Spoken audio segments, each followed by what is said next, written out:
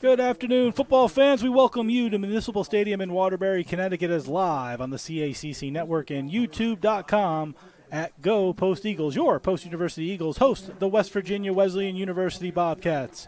A pleasant, exciting good afternoon to everyone across our multiple networks and platforms. I'm Jeff Nelson, your voice for Eagle Athletics, back again for all your Post Eagles home football action. The start of a new season is always exciting, but for the Eagles, that excitement gets ramped up a notch or two higher, depending on where you look at it, as they enter year number 4 as a program, year 3 at the NCAA Division II level, and now they begin year number 1 in the Northeast 10 Football Conference, the NE10 as we call it around here, after playing the past 2 seasons as a Division II independent. That said, as Coach Adam Schultz heads into his 4th year as the only coach in program history, the Eagles have had some growing pains. They ended the 4th longest losing streak in Division II last October at 16 games, with the program's first ever Division II win, 16-13, over new conference foe Franklin Pierce. That's also the only win in program history to this point, as the Eagles are 1-19 over their first Division II seasons. For the first time, though, the Eagles have a returning player in quarterback in the junior out of Harlem, New York, Malachi Taylor.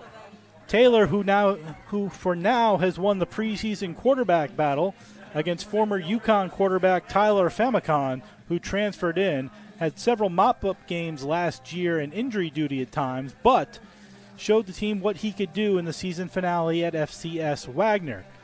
Taylor went 20 for 26, 238 yards, 3 touchdowns, and had 42 yards on the ground for the Eagles, who lost to the FCS opponent. But Taylor's efforts gave the coaching staff hope in him that he can be the man to lead this program this season. There's also belief that Tyler Famicon will see some action today as well, but for the starters, they're going to go to Malachi Taylor. The Eagles also need to prove on their third downs, in particular, converting only 23% of third downs last season. That ranked them 156 out of 161 in Division II. Taylor will have help in returning the top 2 wide receivers from a season ago. Junior wide receiver Jermaine Tillery from Trenton, New Jersey, who caught 9 passes in the game against Wagner for 79 yards and a touchdown, had a team-high 35 receptions for 335, while junior Josh Tracy out of Avon, Connecticut, had 32 receptions and a team-leading 576 yards and 7 touchdown receptions. Leading rusher Isaiah Emanuel returns for the Eagles as well. The senior out of Providence, Rhode Island, led the team with 635 yards on 122 carries, averaging 4.7 yards a carry while scoring 5 touchdowns. The offensive line, which struggled at times last season, returns 4 starters, each a year older and bigger. One of the toughest things to do as a program is build the interior lines, and the Eagles have consistently and continuity in front of Taylor while having grown from freshmen and sophomores to juniors and seniors. Defensively is where the Eagles seek their biggest improvement.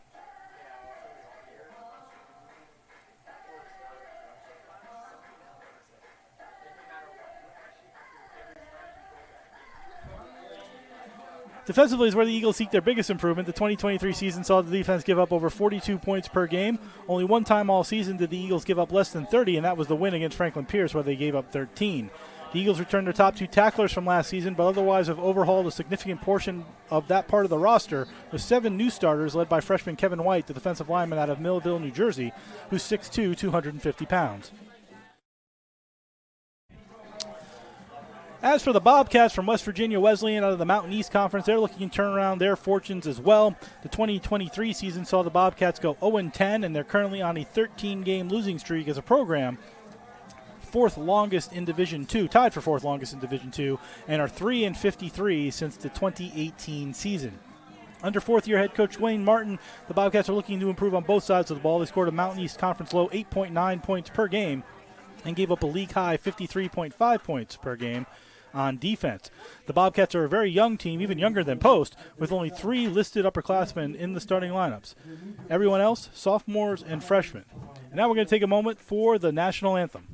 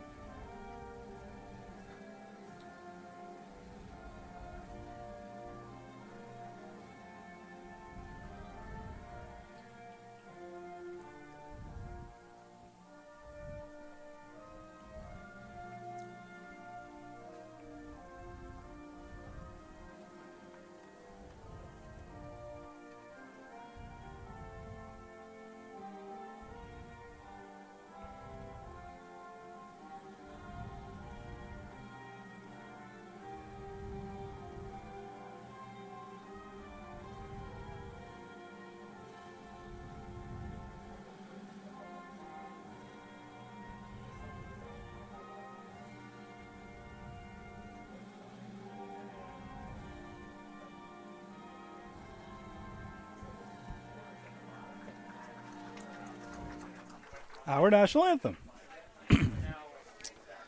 Just to finish up for West Virginia Wesleyan, they do return their primary quarterback, sophomore Quentin Pulley, who appears to get the start today. Played in 5 games, was 30 for 65, 294 yards, 1 TD, and 4 interceptions. He also ran for 184 yards, while senior Nathan Payne played in all 10 games, was 94 for 175, 1,090 yards, 4 touchdowns, and 7 interceptions.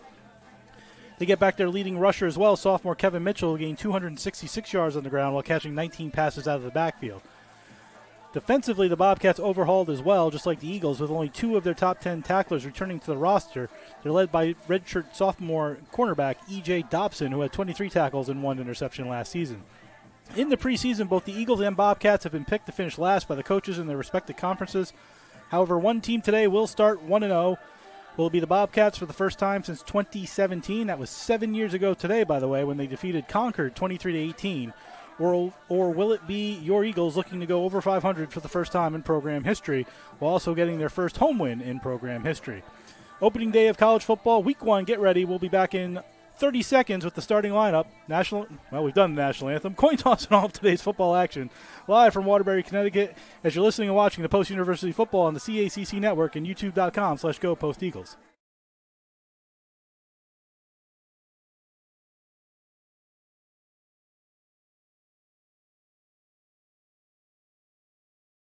Eagles to go on the road in the rain, tough environment, and get their first ever win as a program. What a sequence of events here at Sodexo Field in Ringe. And you can talk about this, Colin, for Post. They're going to be feeling this win, enjoying it for a long time.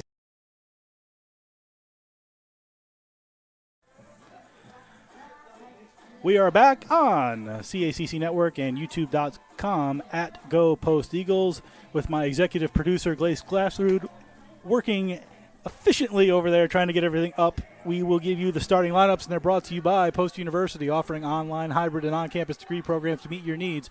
For you, Post is personal. For more information on all of Post degree programs to visit campus, take a tour, or apply, go to post.edu. That's post.edu. For the visitors from Buchanan, West Virginia, the West Virginia Wesleyan University Bobcats. They'll start at quarterback as listed. It is going to be Quentin Pulley, the sophomore, 6'1", 175 out of Woodbridge, Virginia.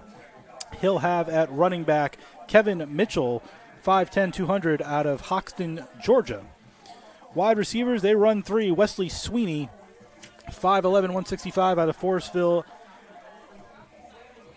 D.C., in the Washington, D.C. area. Dion King, 6', 185, a redshirt freshman out of Stafford, Virginia. And Darius Cooper, wide receiver out of Fort Stewart, Georgia. Tight end is senior Nathan Brennan. He's 6', 200, a senior out of Plant City, Florida.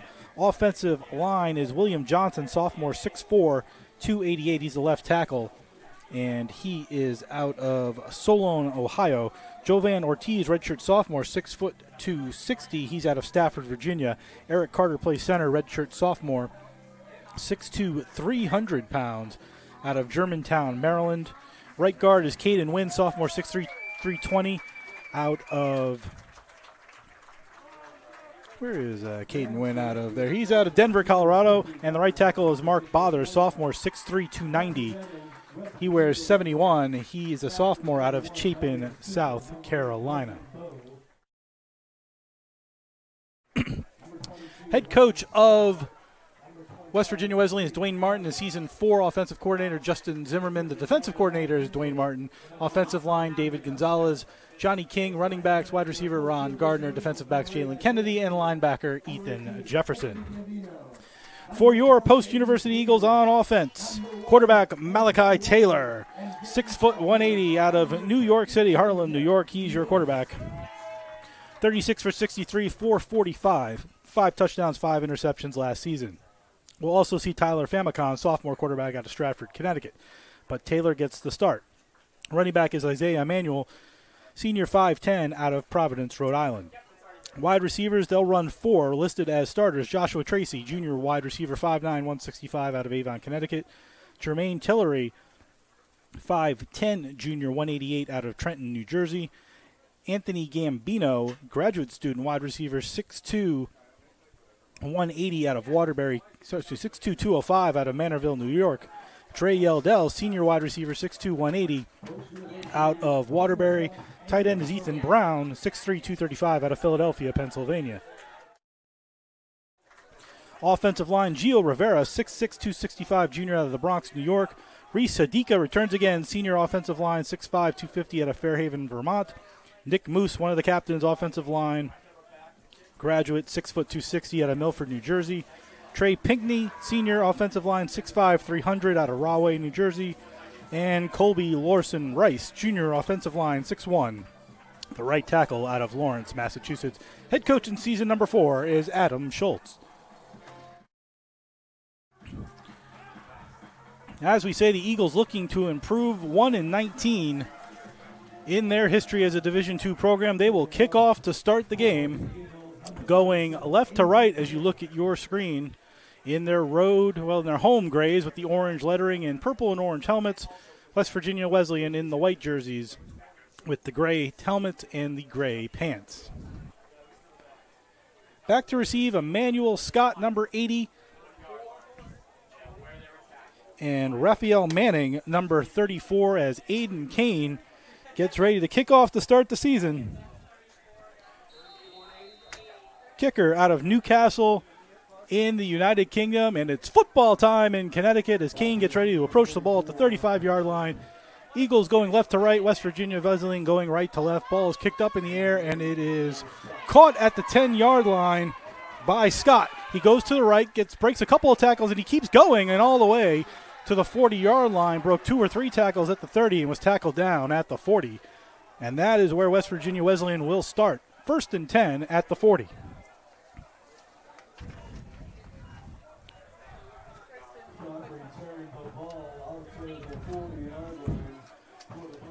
Quentin Pulley, 6'1", 175 out of Woodbridge, Virginia. He's the starting quarterback.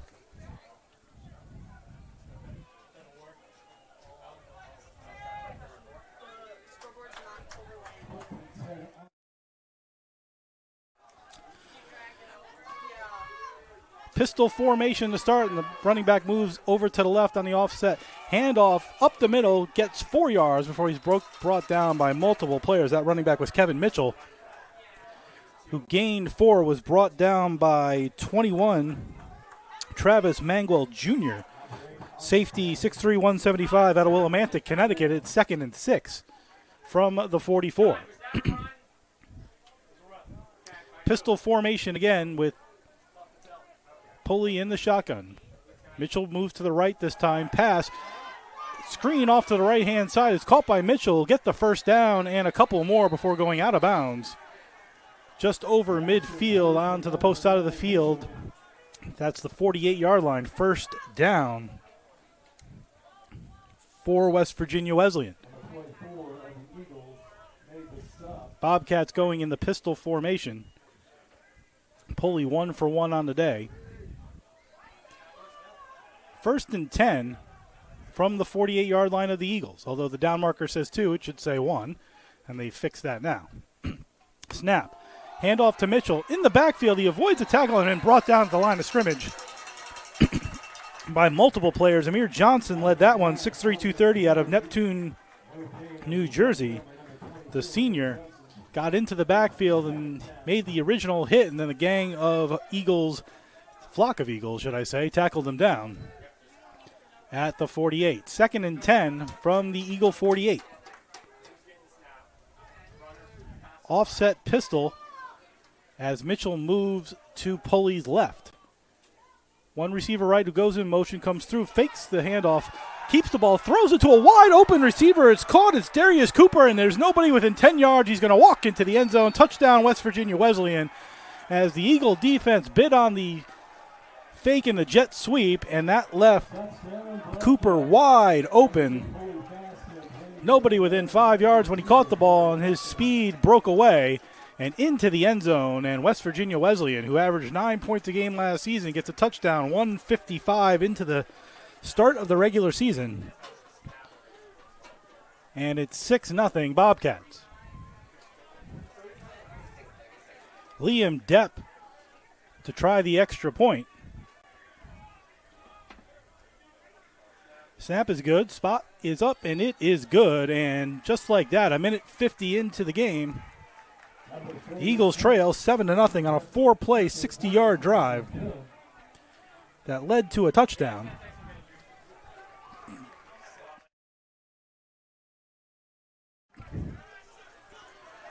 So the Eagle defense, which did struggle at times last year and is very young, gives up a touchdown on 4 plays to the West Virginia Wesleyan Bobcats. But now the Eagles will have an opportunity to go on offense, and the Bobcat defense struggled just as much as the Eagle defense last year, as we mentioned. They gave up over 50 points a game on average this year, so this could be a high-scoring affair to say the least. But a minute 50 in, the Bobcats make it 6-0.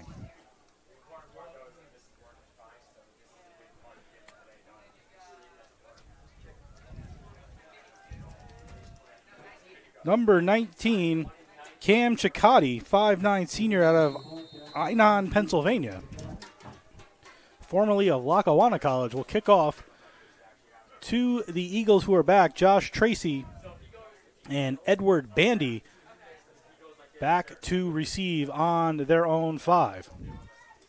Cicciotti kicks the ball. It's going to get right to the 5, and it's caught by Tracy. Tracy at the 10, at the 15, 20. He's got a hole, 25, 30. Breaks the tackle, 35, 40.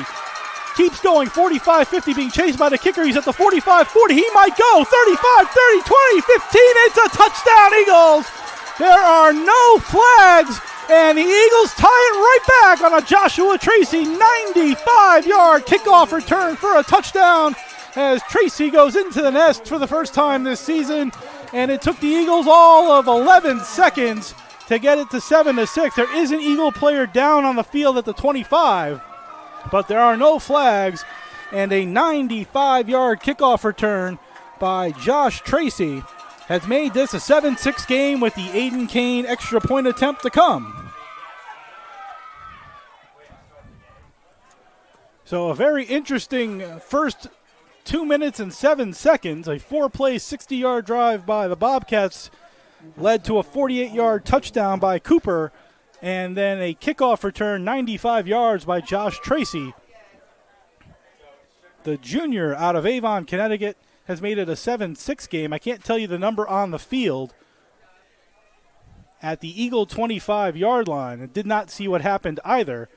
But on his back right now, looks like they're looking at his ankle as they're removing some tape and a shoe.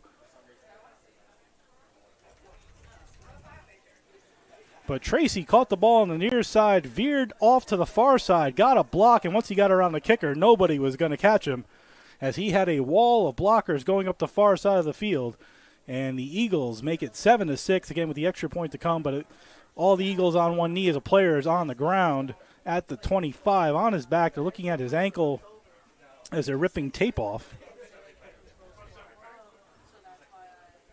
But I don't know what number that is. I didn't see who the player went down is, but training the coaches and the medical staff all around, and again, all the Eagles on one knee, concerned over their teammate.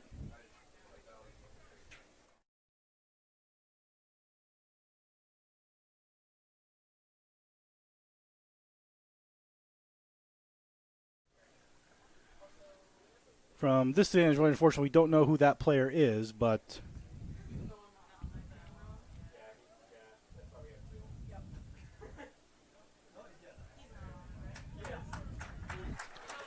and up comes the player. It's number 11, Isaiah Rush, wide receiver, 6'1", 183 out of Windsor, Connecticut.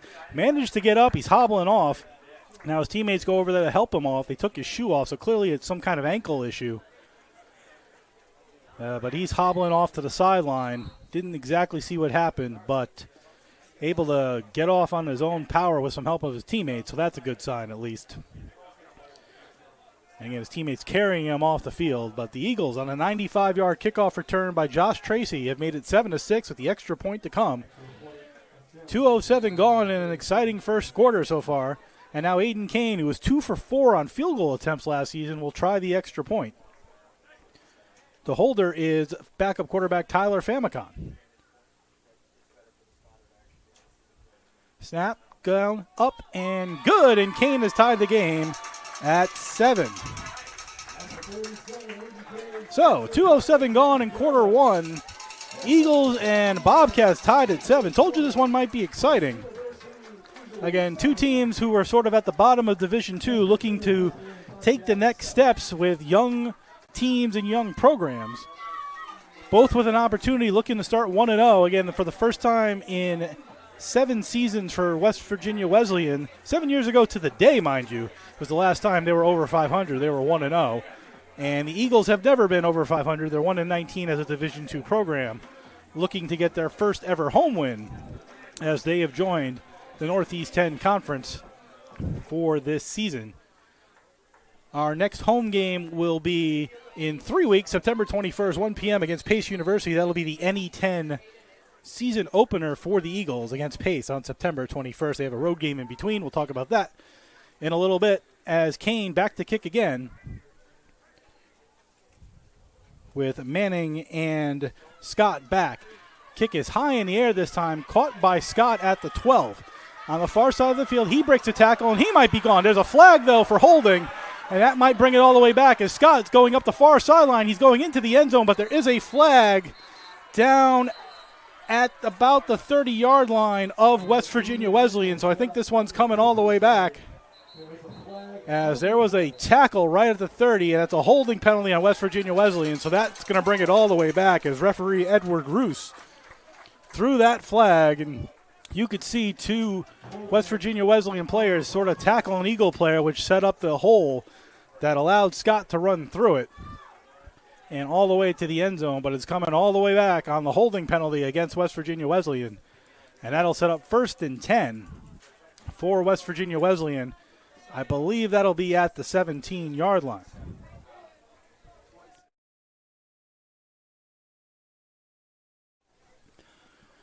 So also one of the talking points for the Eagles was that defense being on the field a long period of time. The Eagles, when they did score offensively, scored very quickly. They also scored on special teams a lot. So their defense on the field a lot, and here they are again. They get basically 10 game seconds of rest, and they're right back on the field to play defense again.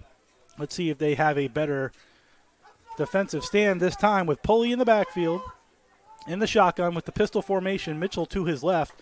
Tight end goes in motion left to right. Handoff to Mitchell, who goes right up the middle. He takes a hit, bounces off, gains about a yard, maybe a yard and a half,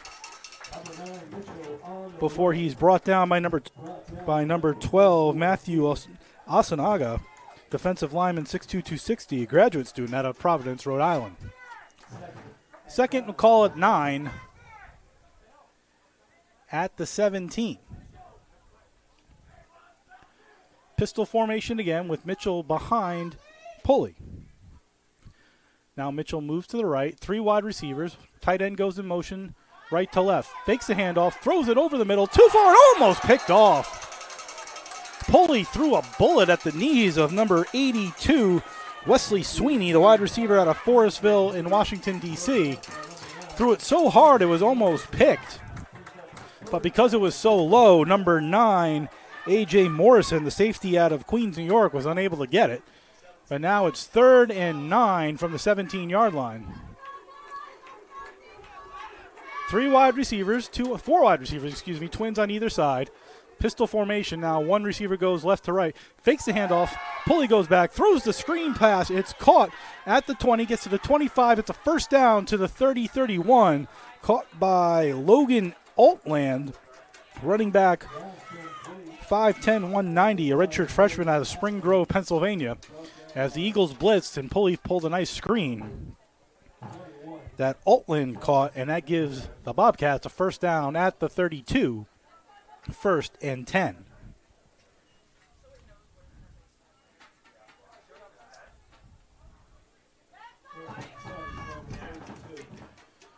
First and 10 from the 32.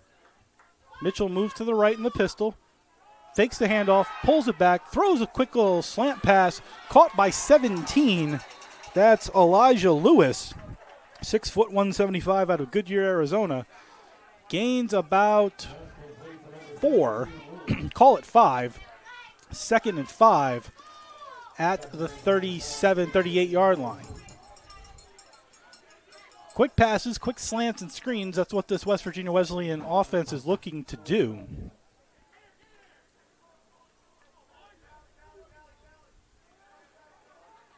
As Pulley barks out signals.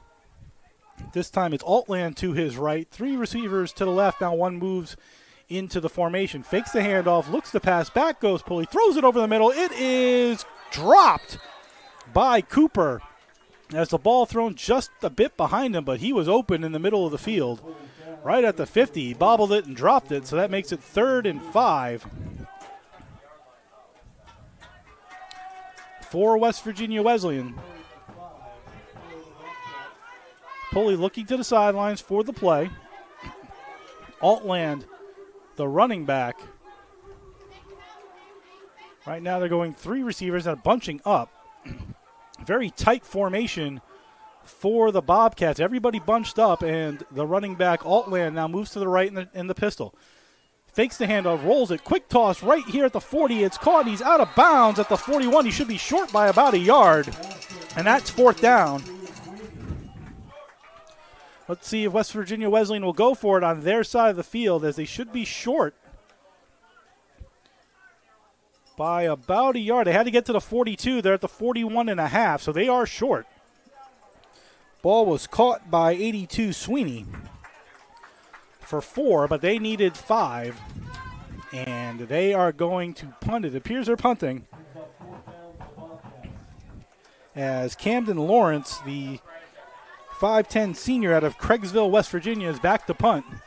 Back to receive for the Eagles is Jermaine Tillery, standing on his own 15. Eagles looking for a fake as well, and the whistle blows. And that's going to be a delay of game penalty, so that'll push the Bobcats back 5 yards. And now they're assuredly going to punt. I think they were trying to get the Eagles to draw off sides. The Eagles did not bite. So now it's 4th and 5.5 at the Bobcat 36.5-yard line. Lawrence standing on his own 20. Tillery on his own 20 as well. Low snap, just got it off. It's going to be a short kick. Bounces at the 25 and then takes a Bobcat roll all the way down to the 12. So a break for the Bobcats on the 50-yard punt by Camden Lawrence. And the Eagles will go on offense for the first time this season in a 7-7 game. 1st and 10 from the 10-yard line, and out comes quarterback Malachi Taylor. 36 for 63, 445, 5 touchdowns and 5 interceptions last season. But the game at Wagner, the season finale, really a telltale sign. He hands the ball off to Emmanuel. Emmanuel gets a hole, breaks into the middle, and gains a good solid 6 yards out to the 19-yard line. Eagles going hurry up, 2nd and 4. 1 receiver left, 2 to the right. Taylor in the shotgun. Fakes the hand, drops the ball, and it's covered. I think the Eagles got it back as they looked to pull. Taylor looked to pull it back, and said it just dropped on the ground, and the Eagles lose 4. And now it's 3rd and call it 7. 3rd and 6, actually. They need to get to the 22-yard line. Twin receivers to the right, single receiver to the left is Tracy. Now 4 wide receivers as Tillery moves over there. Taylor in the shotgun with Emmanuel to his right. Back to pass goes Taylor. Taylor looks, throws it deep down the sideline for Tracy, but it's going too far and out of bounds. No flags on the play, and that will be it for the Eagle offense. 3 and out. As the fumble really stopped their momentum as they were looking to go quickly, but had one good offensive play, then the fumble recovered by the Eagles, and then an incomplete pass. And here's Aiden Kane standing on his own goal line, looking to punt, and then Emmanuel Scott standing at the 45 in Bobcat territory looking to receive. Kane had a 38.9 yard average on punts last season. Here's Kane with time, takes it, gets a big boot off. It's into the wind. Fair catch, dangerous fair catch, but Scott made it on the Eagles side of the 50 at the 45-yard line. So 33-yard punt by Kane. Scott dangerously fair catching that ball. If it was wobbling and he might have dropped it, it might have been better just to let it bounce, but was able to make the play. So when you make the play, it's good. When you don't make the play, it's bad, and Scott made the play there. First 6-foot senior out of East Windsor, Connecticut. 6-foot senior out of East Windsor, Connecticut.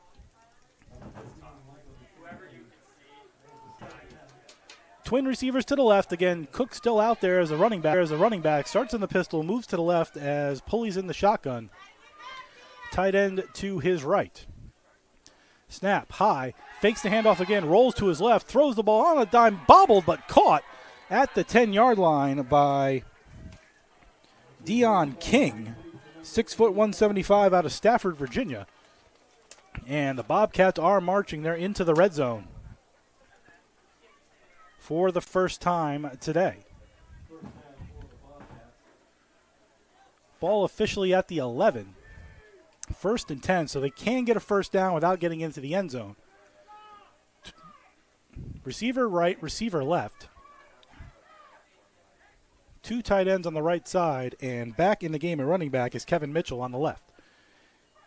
Handoff to Mitchell. He goes up the middle, gains about 4 before he's brought down at the 6. I'll give him 5. 2nd and call it 5.5 at the 6.5.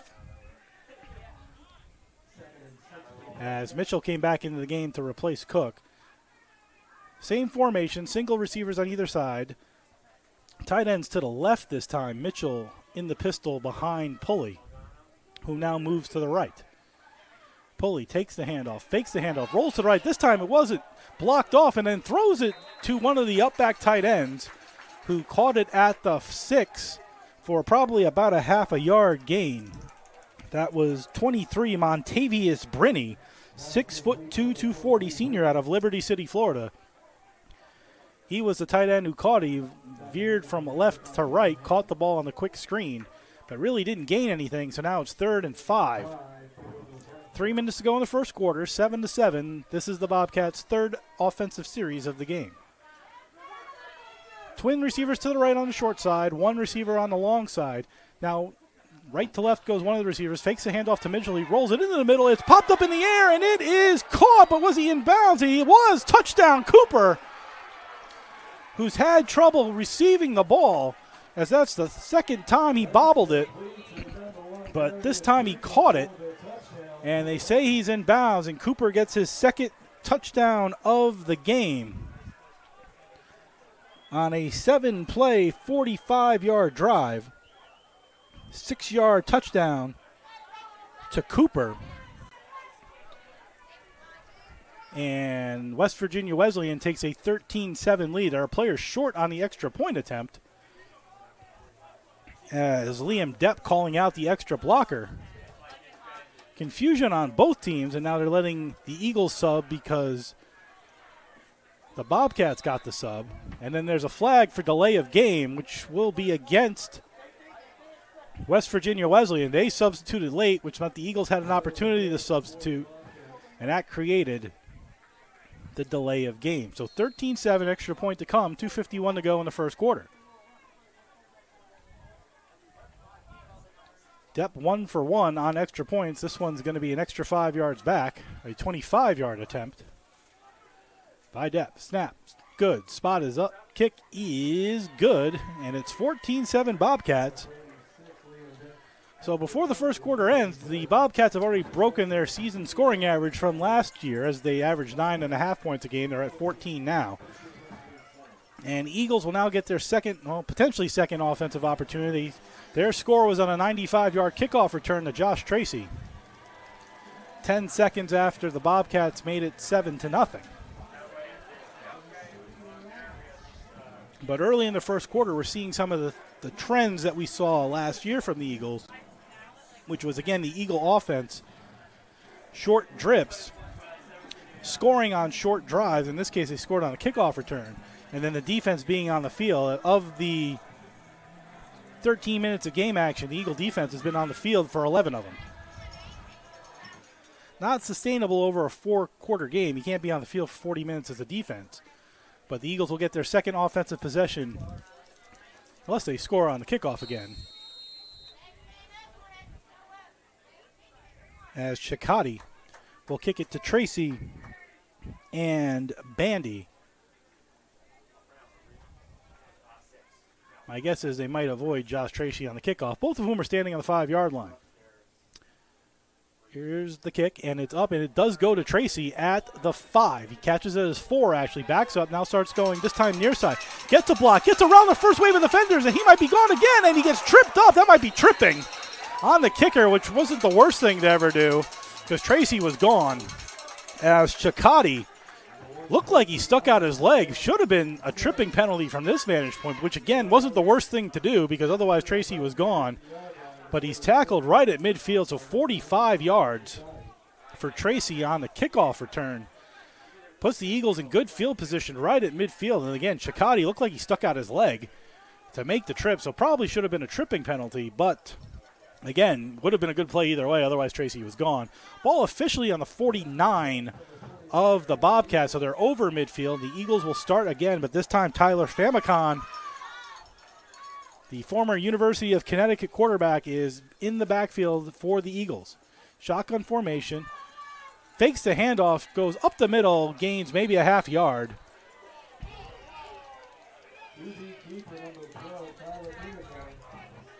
As Famicon plays his first action at the Division II level, they'll give him no gain, so 2nd and 10 for Famicon. The 5'11", 183 quarterback out of Stratford, Connecticut, again, formerly of the University of Connecticut, at the Division I level. One receiver left, twins to the right, tight end stacked to the left. In the pistol formation are the Eagles with Emmanuel behind them. Hands off to Emmanuel, who goes off tackle to the left side. He maybe gains 5. They'll give him 4. 3rd and 6. The Eagles need a 39 from the 45. 1:55 to go in quarter one, 14-7 West Virginia Wesleyan.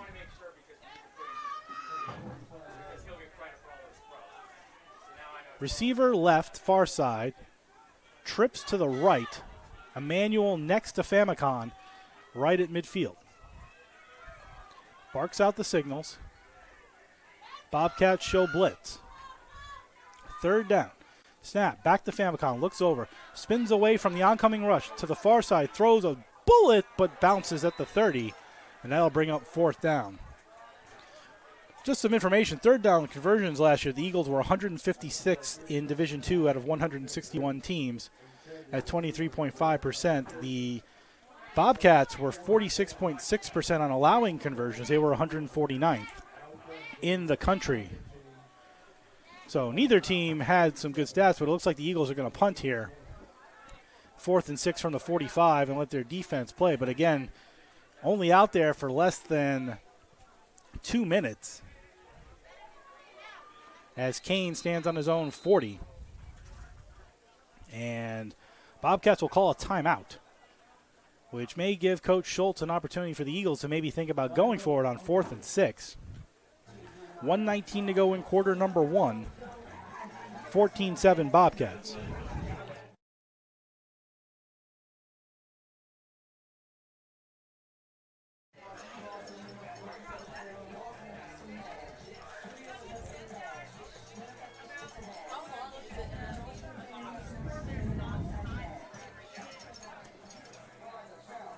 So the Bobcats used their first timeout. Ball at the 45. Eagles were going to punt. Let's see what they decide to do after the timeout. If anything, it gives the Eagle defense an opportunity to relax. After today's game, the Eagles will have 2 weeks. Will play in 2 weeks. They'll be away at Lake Erie College in Painesville, Ohio, 2:30 p.m. out in Ohio. Next home game 3 weeks from today, September 21st, 1 p.m. start against Pace University here at Municipal Stadium. Join us on all the applicable networks, CACC, NE10, and YouTube at Go Post Eagles. as that'll be the NE10 opener, first ever game in the NE10 for the Eagles. Scott standing on his own 10, Kane on his 40, looking to punt for the second time. Plenty of time off the side of his leg, but he might get an Eagle bounce, and he does. It rolls, and then for some reason it was caught by Josh Tracy at the 15. He could have let that roll for a while, as it probably would have gone inside the 10, but instead, 1st and 10 at the 15 are the Bobcats. And a 30-yard punt for Adam Kane.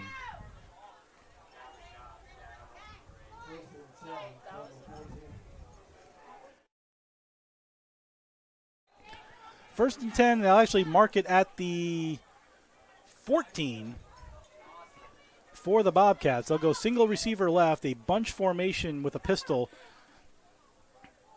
and Mitchell behind Pulley with 1:10 to go in the quarter. Hands off to Mitchell, goes up the middle, gets a block, veers to the left, and gets about 4 yards before taking down at the 18, excuse me.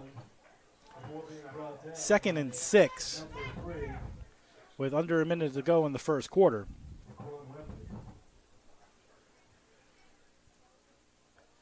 Pulley looking over the sideline for the play. This time, twin receivers to the left, bunched together. As despite the pistol formation, it's a very tight pistol formation with Mitchell directly behind. Pulley now moves to the left. Shotgun snap high, caught by Pulley, hands it to Mitchell, gets around right tackle for about 3 more, and that'll bring up 3rd and 2.5, let's say.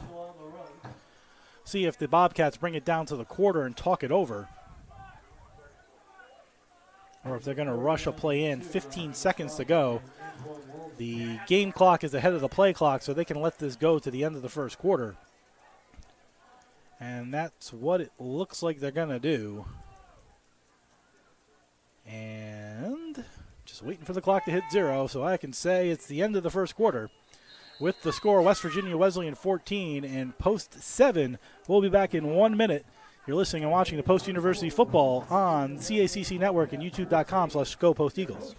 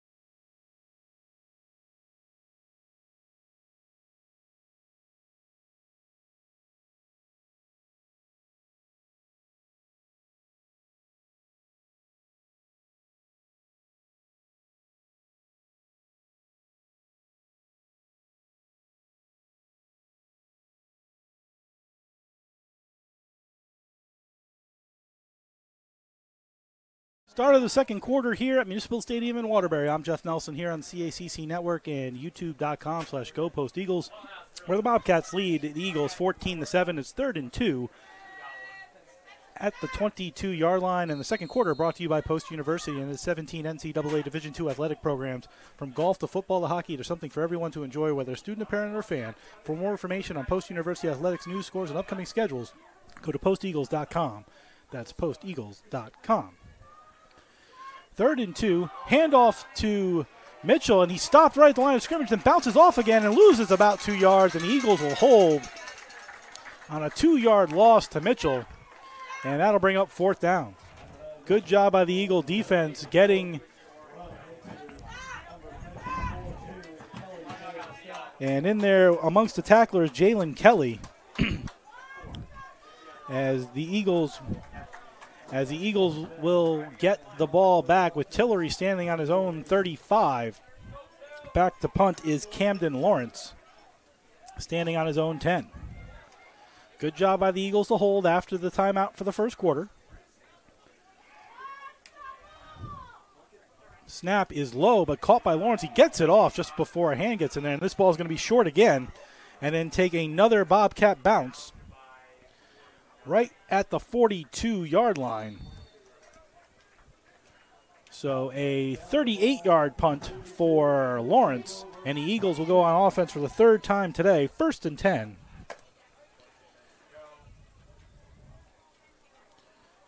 At the 42-yard line. First quarter statistics for West Virginia Wesleyan. Kevin Mitchell, 5 carries, 18 yards. Darius Cooper, 2 receptions, 52 yards, and 2 touchdowns. Elijah Lewis, 3 receptions and 28 yards. Pulley was 10 for 12, 116 for 2 touchdowns in the first quarter.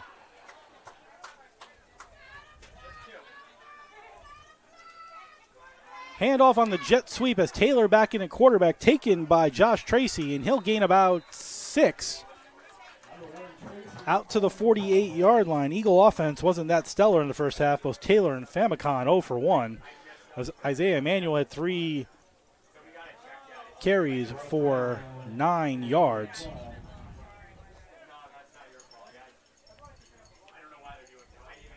Ball's at the 47, so they'll call it 2nd and 5.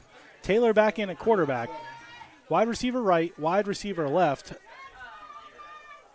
2 running backs flanking Taylor on either side. Snap to Taylor, fakes the handoff, goes up the middle on a draw play. Maybe gets back to the line of scrimmage before he's tackled by West Virginia Wesleyan's number 97, David DiCio, 6 foot 260 senior out of McMurray, Pennsylvania.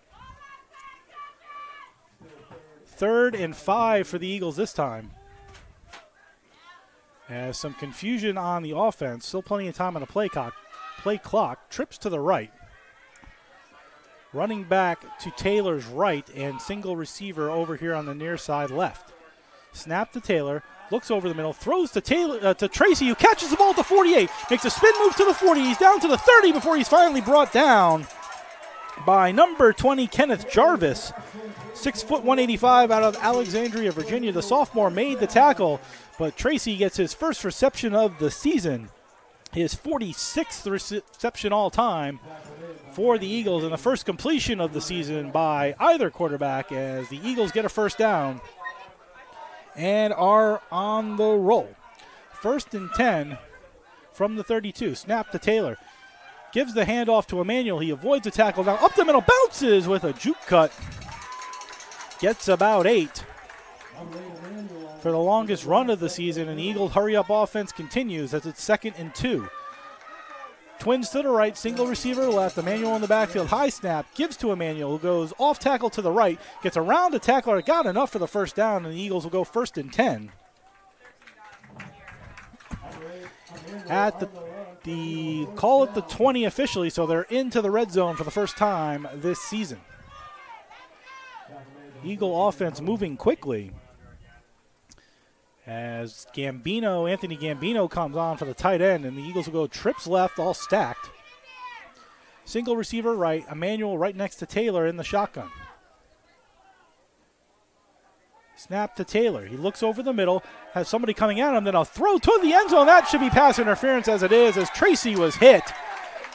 And multiple flags come out as this penalty should be on 24. Keyshawn Robinson, 6 foot 177 sophomore out of Charlotte. As Tracy came back to the ball, he got ran into by Robinson for a pass interference penalty. And that'll move the Eagles, I believe, to 1st and goal officially. They might just be short of 1st and goal. Let's see. Because it's a half the distance penalty.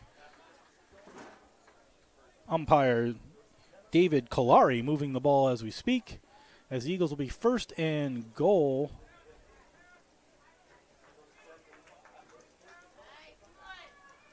I guess not a half the distance penalty. It's 1st and goal from the 5 on the far hash mark. So the Eagles 1st and goal for the first time this season, trailing 14-7. Trip receivers left, Emmanuel in the backfield behind Taylor, and a single receiver to the right. Snap.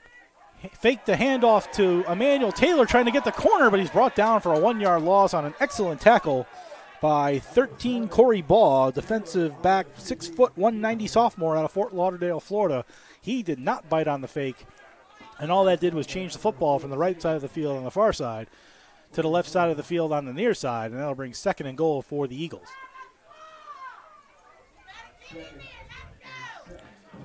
Good crowd on hand for the season opener. Twins to the left, twins to the right.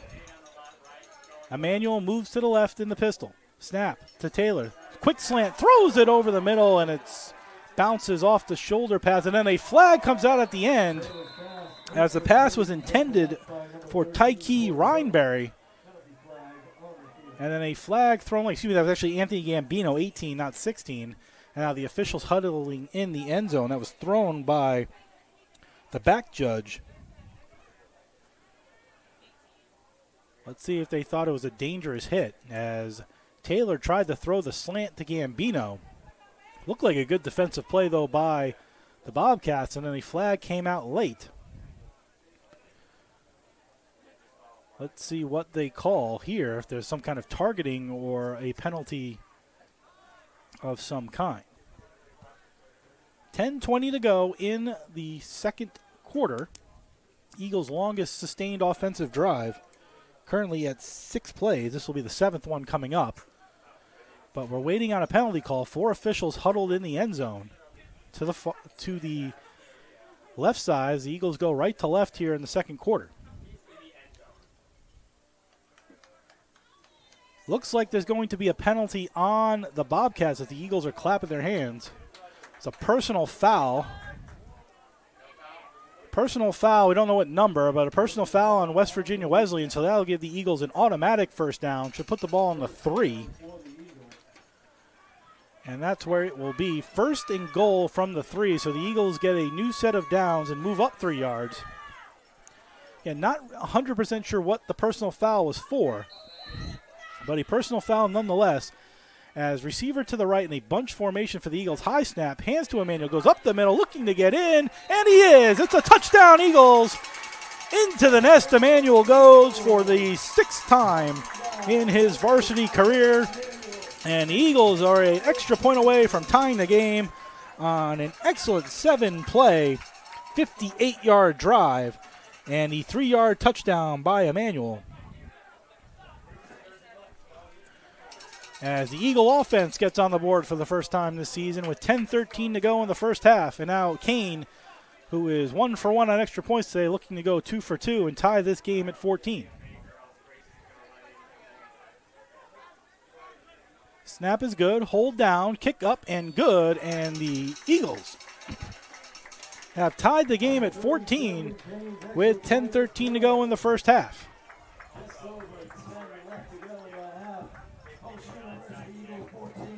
And the Eagles have tied the game at 14 and will kick off.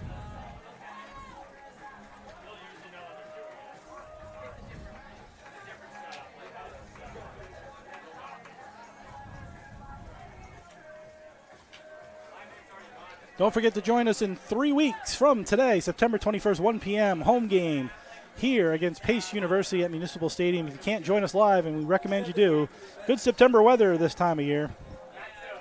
You can join us on the CACC network and youtube.com at Go Post Eagles. Eagles going right to left, and they'll kick the ball to the left. That's the west side. As back to receive are Emmanuel Scott and Joseph Triplett, each standing on the 10. For Kane, who does the punting and the kicking. Kane up to the ball, gets a good foot on it. This is going to get into the end zone where it's caught by Scott and will be downed in the end zone for a touchback. 1st and 10 Bobcats at the 25-yard line.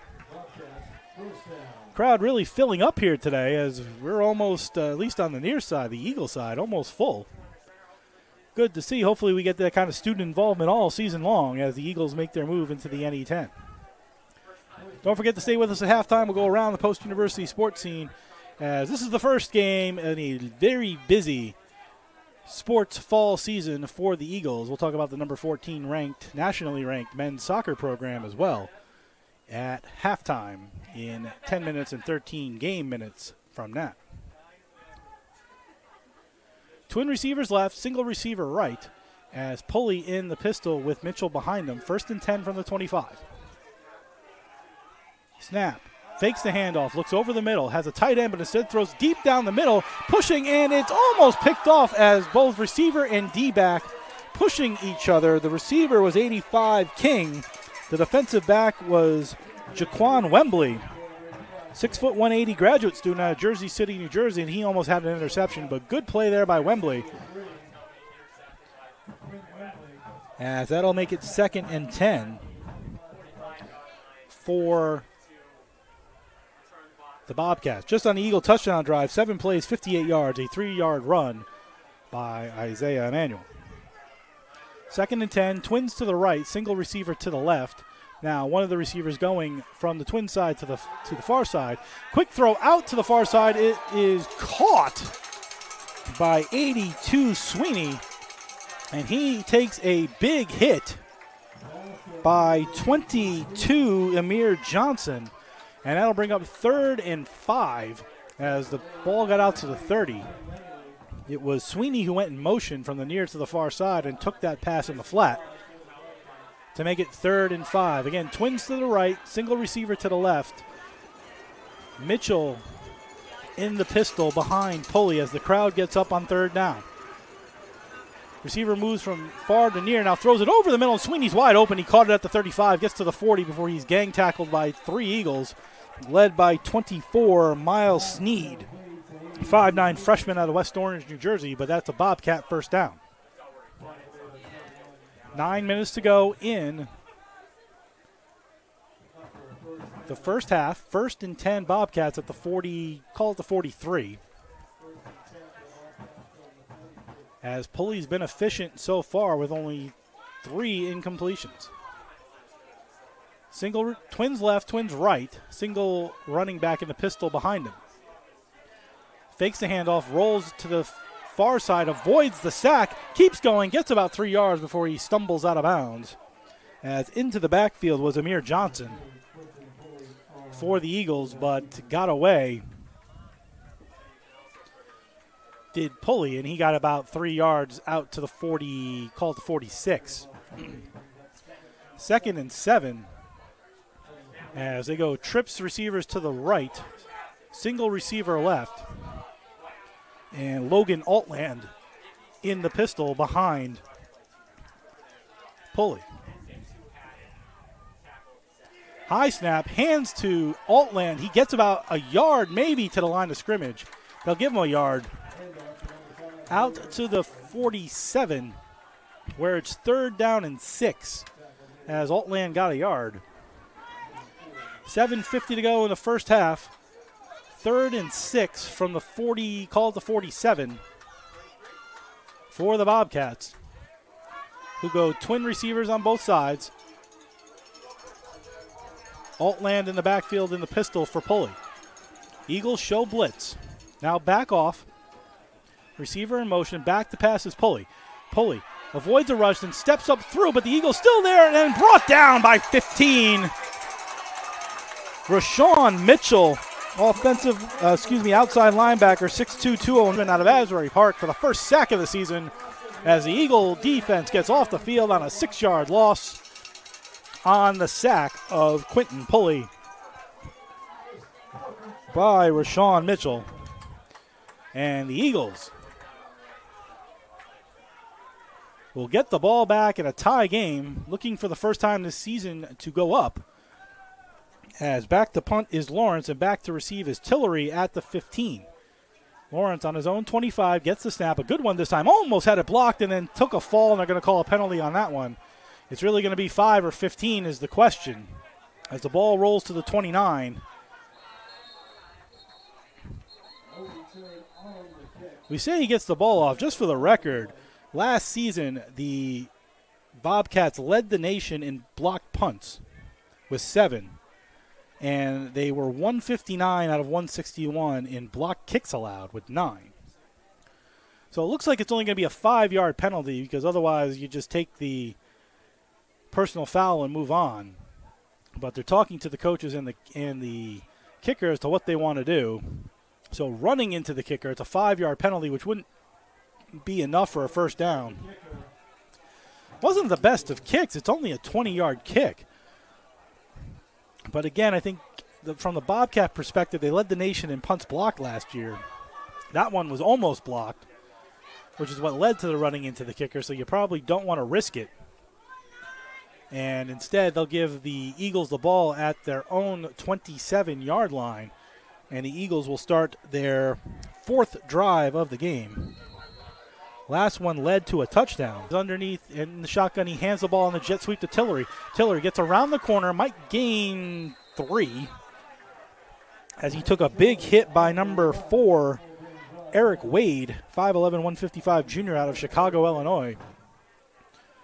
And they'll give the Eagles the ball at the 32, so that's a gain of 4. 2nd and 6 on the jet sweep for Tillery. 6 minutes to go, first half.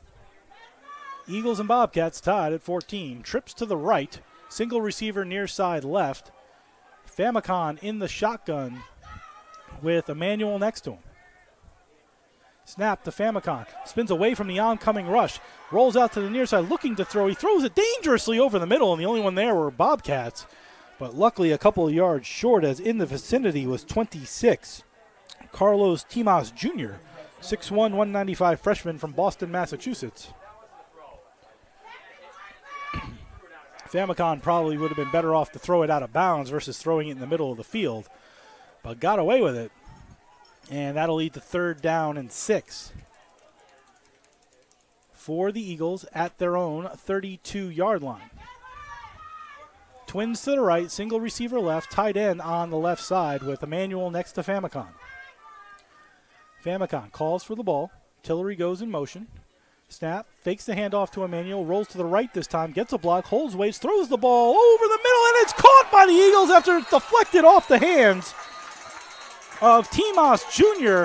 Oh, they're going to say it was dropped, but Timas Jr. had a pick, went off his hands, thought Ethan Brown had gotten underneath it, but apparently it was an incomplete pass as Brown could not hold on, and that'll send the Eagles to 4th down. So 2 dangerous passes by Famicon, one into the middle that was just short of being picked, and then the second one that Timas Jr. could have picked, but off his hands and incomplete.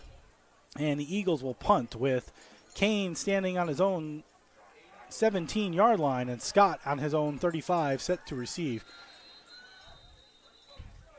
Timeout West Virginia Wesleyan. That's their second of the half with 5:33 remaining. Eagles set the punt in a 14-14 game. Kane's first 2 punts, 38 and 30 yards, respectively.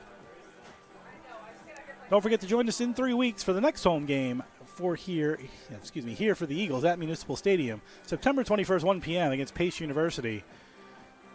If you can't make it out here live or you just want to listen to us, we're on the CACC network and youtube.com/go post Eagles. Eagle fans, the collegiate sports season is beginning. Are you in the market for some post-university swag? Are you looking for the latest in post-university clothing or branded items? Do you want to represent your Eagle fandom in the nest, on campus, around the neighborhood, at home, or on the road? If so, go to posteagles.com, click on the fan section on the right side, then click on School Store to grab anything and everything Post Eagles. Use the code DEDICATED25 at checkout to receive 25% off your order of $100 or more. Exclusions do apply. That code is DEDICATED, DEDICATED25. You can also visit the campus store and the Lever Student Center on campus. They're open Monday through Thursday, 9 a.m. to 4 p.m. Timeout over. 4th and 6. Eagles going to punt. Kane standing again on his own 17, and Scott up to the 35-yard line to receive. Snap is good, but there is a false start ahead of that, and Kane let off the best punt he had all day. It landed on the 10, but all for naught, as the Eagles will move back 5 yards on the false start. Kane needs to do that exact same kick again, as he kicked it 25 yards over the head of Scott, which now will give Scott the opportunity to say, maybe I'll move back 5 yards, because he was pinching in kind of like a defensive back, waiting to sort of pick the punt. And he was at the 35 on the last punt. They're 5 yards back. He's now standing on the 25, so he moved back 10 yards. Wind is blowing in that direction a little bit, as the wind's out of the south-southwest at about 9 miles an hour. Snap to Kane, good again, this time with time, gets the kick off, and again, a good high kick. Scott going to fair catch it, and he does at the 30. So better kick for Kane. That's his best kick of the game, 42 yards. Not as good as the one he had on the full start because that landed at the 10. But 42-yard punt for Kane, who averaged 38.9 last season. That'll help bring his average up closer to that 38.9 that he was averaging. So 1st and 10 for the Bobcats at their own 30. 5:24 to go in the first half, 14-14. Again, two teams looking to get over 500 for the first time in 7 years for the Bobcats, for the first time ever for the Eagles. Somebody will get to 1-0 today. Twins receivers to the right, short side, one on the long side left. Now one goes in motion, short to far. Handoff directly up the middle and gang tackled by various Eagles for maybe a gain of about a half a yard. Led by 12, Matthew Asanaga for the Eagles. He's been a force so far today on the defensive line. 6'2", 260 out of Providence, Rhode Island. He played at the University of Rhode Island last year at the FCS level. Twins to the left, single receiver right, tight end to the right, pistol formation with Mitchell in the backfield for Pulley on 2nd and 9.5. Snap. Pulley looks over the middle, throws, finds a receiver open. It's Sweeney, caught at the 40, first down to the 45. And that's 1st and 10 for the Eagles, tackled by Jaden Fleeting, safety 5'11", junior out of Windsor, Connecticut. And that'll be 1st and 10 for the Bobcats as we go under 5 minutes in the first half. Twins to the left, single receiver right, tight end on the right-hand side right now. Eagles in the 4-3. Snap. Handoff to Mitchell, who goes into the pile again, maybe gains a yard before 3 Eagles tackle him down. Led by the person getting up off the ground, that's Fleeting. Excuse me, that's Asanaga again, who's in the middle, makes the tackle, and it's 2nd and 9 for the Bobcats. Twins on the left, single receiver to the right, tight end moving to the right. Mitchell in the pistol, moves to the right behind Pulley. Pulley arm motions him back to the left now. In the shotgun. Takes the snap. Fakes the handoff. Rolls to that near side. Looking, takes a big hit, throws it up, and it's going to go out of bounds. And there's a flag by the umpire. That's usually holding. But Pulley took a big hit by 15 Gabetti. But there's a flag in the middle of the field. Let's see if that's holding. That's usually what the umpire does, is looks for holding. As it was a legal man downfield, an eligible man downfield, excuse me. So it's either 3rd and 9 or 2nd and 14. Let's see what Coach Schultz wants to do. Probably push him back, make it 2nd and 14. And they will. As there's an ineligible man downfield for the Bobcats. Now 2nd and 14 with 3:18 to go in the first half.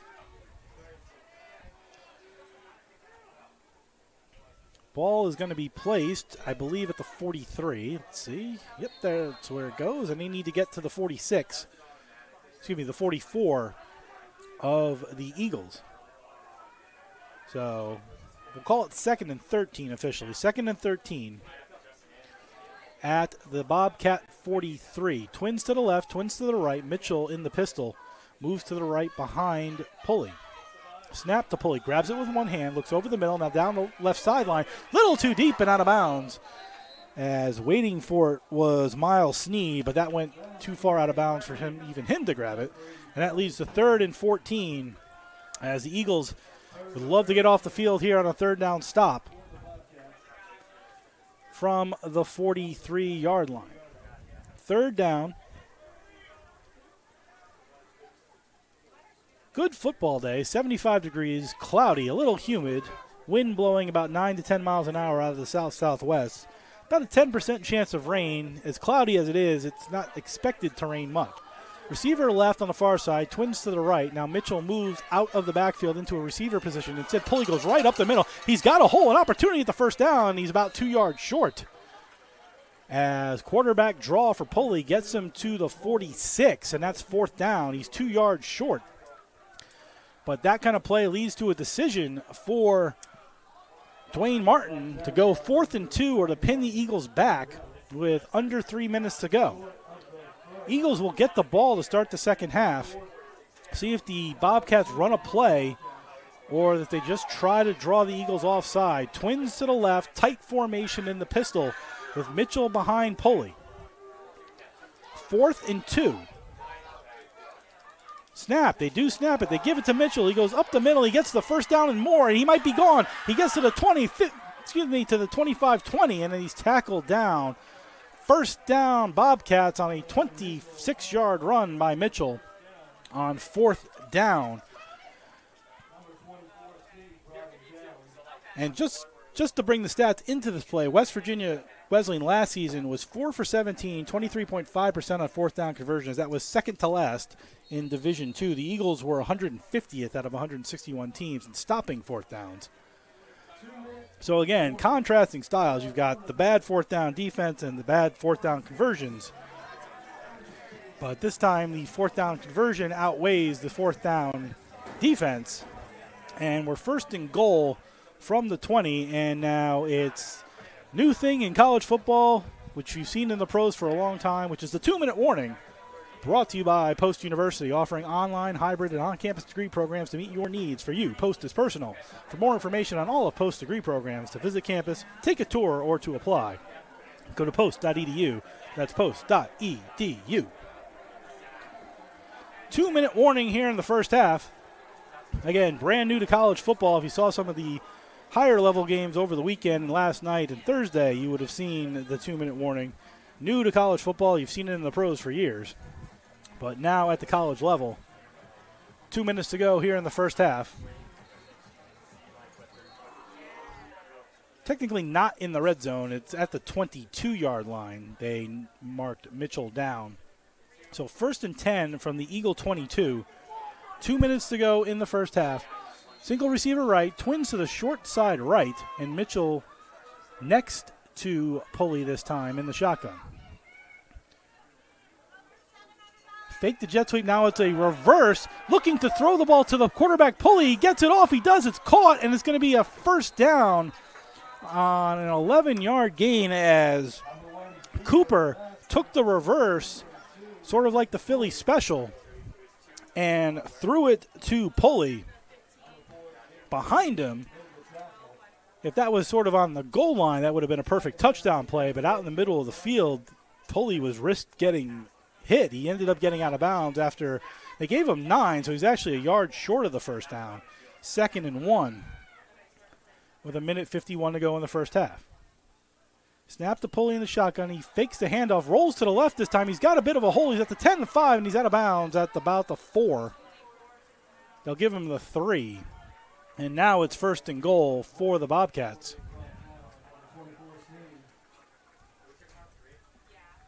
First and goal at the 3.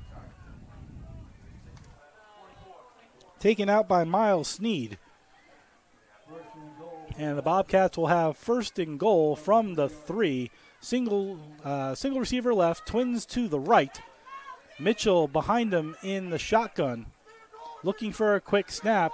Now, moving in motion is Sweeney. Hands off to Mitchell, who has a hole, fakes it to the left side over the left guard, and in to the end zone for a Bobcat touchdown with 97 seconds to go in the first half. And the Bobcats take their 3rd lead of the game.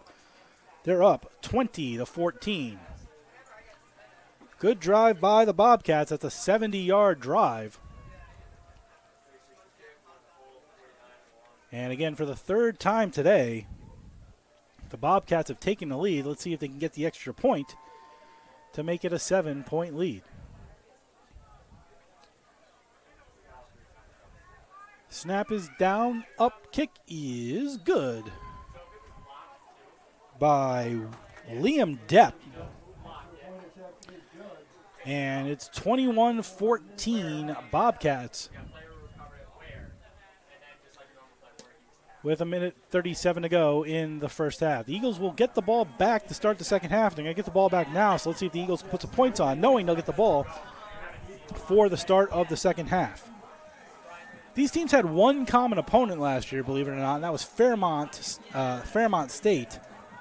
The Eagles played them at Fairmont, lost 59-14, while West Virginia Wesleyan played them at home in Buchanan and lost 55-20. So just to understand where they are, Malachi Taylor was 10 for 24, 126 in that game, a touchdown and 2 interceptions, while the Bobcats went with Nathan Payne at quarterback in that game. And the Eagles, again, both teams, Eagles and Bobcats, both lost to Fairmont State, so they did have one common opponent.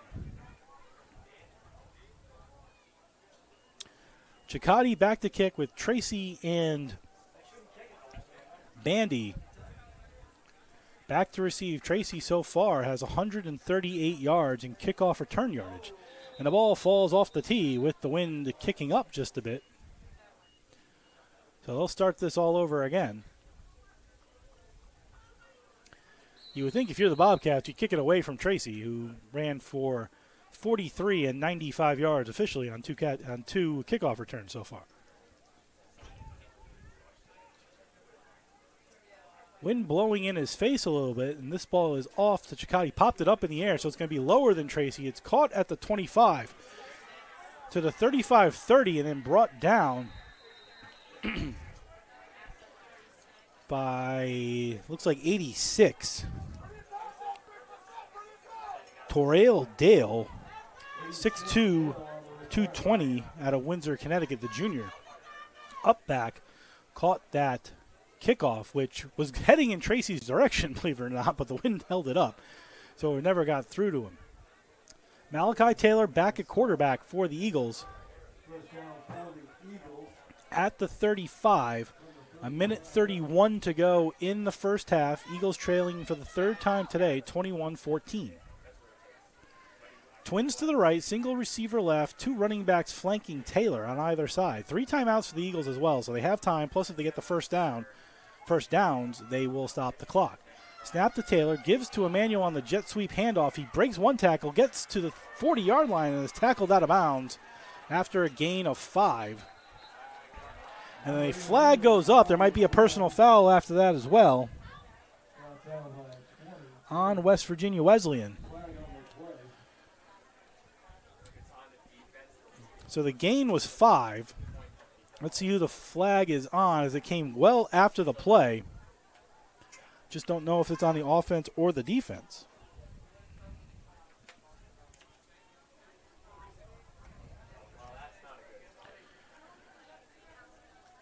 Let's see who that's on. It looks like it's going to be on the Eagles, I think. Let's see. Personal foul. Face mask. It's on West Virginia Wesleyan, so that's going to give the Eagles 15 yards and an automatic first down. As that's a break for the Eagles. And the Eagles' 5-yard rush becomes a 20-yard play. And will move the Eagles into Bobcat territory. So now on the 45 inside Bobcat territory, 1st and 10 for the Eagles with 1:22 to go in the first half. Twin receivers left, single receiver right. Emmanuel next to Taylor. Taylor back to pass, looks over the middle, stands in the pocket, throws it deep down the middle of the sideline. There's Tracy wide open. He catches the ball. Touchdown! Eagles 45 yards. It's Josh Tracy again on a beautiful ball by Taylor, and Tracy was wide open down the left side of the field for his 11th career receiving touchdown and first of the season.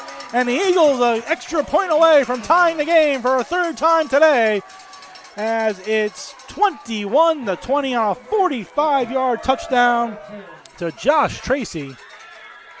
2 plays for the Eagles, 65 yards, a 15-yard personal foul penalty, and the Eagles are an extra point away, and Adam Kane extra point away from tying this game up. And again, very quick offense. Snap is high, but brought down. Kick is up, and it is good. And the Eagles have tied the game at 21. But again, we talk about these things as well. Great two-play drive by the Eagles. Their offense scores very quickly, which puts their defense back out there again, who needs to make some stops, who just gave up a touchdown. So keys as this game moves forward, 1:14 to go, so still a lot of time for West Virginia Wesleyan with one timeout and stoppages on first downs and out of bounds to come back. Defense just out there was literally has 23 seconds of rest, game seconds of rest. So, again, as the game moves forward, we'll see how the amount of time that the defense has to be on the field, because the offense has scored on a kick return and a two-play drive, while the defense has been out there for a long period of time.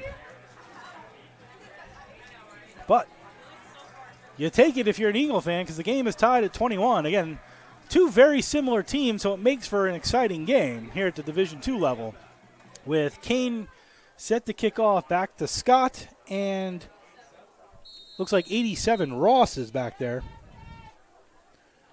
to receive, as the Eagles have tied the game for the third time today with 7-0 West Virginia Wesleyan and 7-7, 14-7 West Virginia Wesleyan, 14-14, 21-14, now 21-21. Scott catches it at the 3. On the near side, now veers all the way to the far side. He escapes one tackle, tries to avoid a second one, and is taken down finally by 24. That's Miles Sneed. He's been all over the place today. Antoine Walden in there as well, but Sneed gets another tackle. And the Bobcats have 1st and 10 at the 22-yard line. Let's see how aggressive they are. Eagles have 3 timeouts, so Bobcats can't kneel the ball down, because the Eagles will call those timeouts. Single receiver right, twins to the left. Cook in the backfield for the Bobcats. Rolls to the left, does Pulley, throws it high in the air. It's caught and then out of bounds, so that stops the clock after a 2-yard gain, we'll call it. 3-yard gain. Out to the 31, so 2nd and call it 6.5. Twins to either side. 1:01 to go in the first half. Pulley takes the ball, looks over the middle, looks for a quick slant, can't find it. Instead, dangerously throws it in between 2 players. Very short window, 2 Eagles there and 2 Bobcats there. Stops the clock again, and it's 3rd and 6. That play took all of 5 seconds. So now it's 3rd and 6 for the Bobcats, who don't want to give the ball back to the Eagles right away and give them another opportunity to score. Again, the Eagles will get the ball to start the second half as well. Twins to either side. Cook in the backfield directly behind Pulley. Interesting to see if they throw it here. Snap to Pulley. Goes back. Has pass protection. Throws it over the middle. Had a wide open receiver, but threw it short. But there's a flag in the backfield as well. Let's see if that's holding. He's looking in the direction of West Virginia Wesleyan. Makes you think it's on the Eagles. Let's see. The ball was short. Illegal shift on the offense. So actually it's on the Bobcats. He looked in the wrong direction. The referee was waving decline toward the West Virginia Wesleyan sideline. He should have been looking at the Eagle sideline. That referee, by the way, is Edward Roos. So the Eagles will decline the penalty. And it's 4th down, so the Eagles get the ball right back. The defense did what they needed to do. They had 20 seconds on the field and got the Bobcats off. So now they'll have an opportunity to take the lead going into halftime and get the ball to start the second half. The famous New England Patriots setup of scoring late and then getting the ball to start the second half. So back to kick is Camden Lawrence. Standing on his own 30 is Jermaine Tillery. Here's the snap. Gets the ball off, does Lawrence. That one wasn't close to being blocked, but it's sort of a pop-up in the air. It lands at the 50. Eagles might be wise to let that bounce, and they do. It'll roll to the 40, but it kills another 13, 14 seconds of clock. And 37.8 seconds remain in the first half. Ball at their own 40. They have 3 timeouts and timeouts on first down. Stoppages of clock on first down. So the Eagles come right back out. And will they bring Taylor back out to be quarterback again? Or, nope, they're bringing out Famicon. So it looks like the Eagles are just switching quarterbacks on each possession. As Famicon out there again to play quarterback, the University of Connecticut transfer. Stay with us at halftime. we'll go around the post-university sports scene as we do at halftime for every game here on the CACC network and youtube.com/GoPostEagles. Snap to Famicon. He fakes the handoff and goes out to the right side. He will get out of bounds after a 9-yard gain, did Famicon, as he faked the handoff and gets 9 yards. And 2nd and 1, but he stopped the clock on top of it all with 31.1 to go in the first half. Eagles looking to get a score before halftime and get their first lead of the season. Twins left, single receiver right, tight end to the left. Famicon has Emmanuel next to him in the backfield. 10 on the play clock. Famicon looks over the defense. Snaps, takes the hands off, looks over the middle, has a pocket to throw in, throws it deep down the middle again for Tracy. He's going to catch it again! It's Josh Tracy at the 10, and the Eagles will call a timeout as Tracy catches another one. As the key offensive weapon for the Eagles, Josh Tracy, catches a deep ball again. That's 45 yards through the air.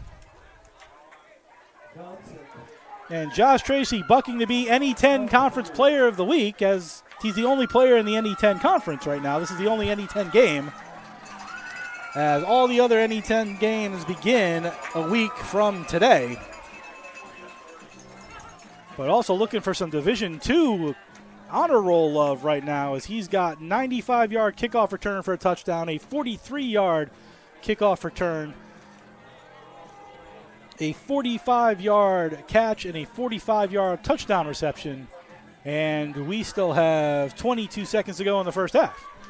1st and goal for the Eagles at the 10 on a beautiful ball by Famicon to Tracy, who got behind the defense and made another beautiful catch. 1st and goal at the 10. Emmanuel next to Famicon in the shotgun. Twins to the left, single receiver to the right. That's Yeldell. Actually, it's twins on both sides. 4 receivers with Emmanuel in the backfield next to Famicon. Eagles still have 2 timeouts with these 22 seconds to get themselves into the end zone, so they can run anything. Snap to Famicon, looks over the middle of the field, now looks to the left, avoids a hit, now scrambles away toward the end zone. He's at the 10, he's at the 5, he tries to get in, and he does! Touchdown, Eagles, no flags, into the nest for the quarterback, Tyler Famicon, his first rushing touchdown at the Division II level. The transfer from UConn didn't see a pass he liked. He took off running on the left side and ran into the nest for the touchdown, and the Eagles take a 27-21 lead. Their first lead of the season, and have a chance to tack on the extra point to take a 7-point lead as Adam Kane, who's 3 for 3 today, lines up for the extra point. Solid drive. That took all of 25 seconds for the Eagles to go 55 yards. Snap, down, kick, up, good. Eagles lead by 7. Kane 4 for 4 on extra points today. And with 14 seconds remaining in the first half, the Eagles have a 7-point lead. Famicon, who struggled on his first series, has played excellent in his last 2 series. Again, beautiful passes to Tracy. And give Malachi Taylor credit as well. He's the one who threw the touchdown pass to Tracy on the previous drive. But Famicon's ball, that was a beautiful throw as well, and the Eagles score 2 touchdowns basically in a minute and 12 seconds. Not basically, they did score 2 touchdowns in a minute and 12 seconds. And we'll go into halftime barring something silly with a lead.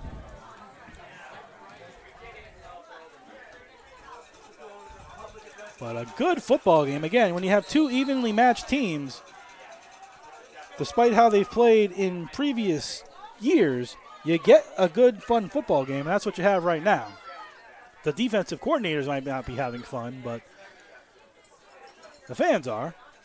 Ground ball kick by Kane, pops up into the air, taken by the up back. That's 33. That's 33, Marquise Pfeiffer. 6', 210", redshirt freshman from Newport News, Virginia. He took a big hit by 11, Nathan Casimir. 5'10", 185 junior out of Ottawa, Ontario, Canada. Home of the Senators.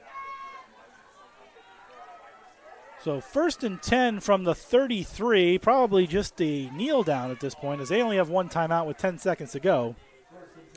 And you don't want to do anything silly. It is going to be the kneel down. Well, maybe not, actually. They've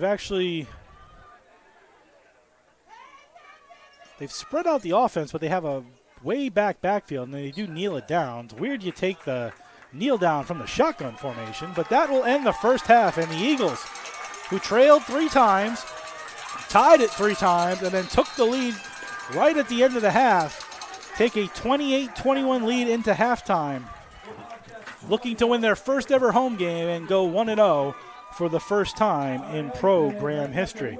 An excellent first half if you're a fan. Again, defensive coordinators might be pulling their hair out, but if you like offense, that was a fun first half.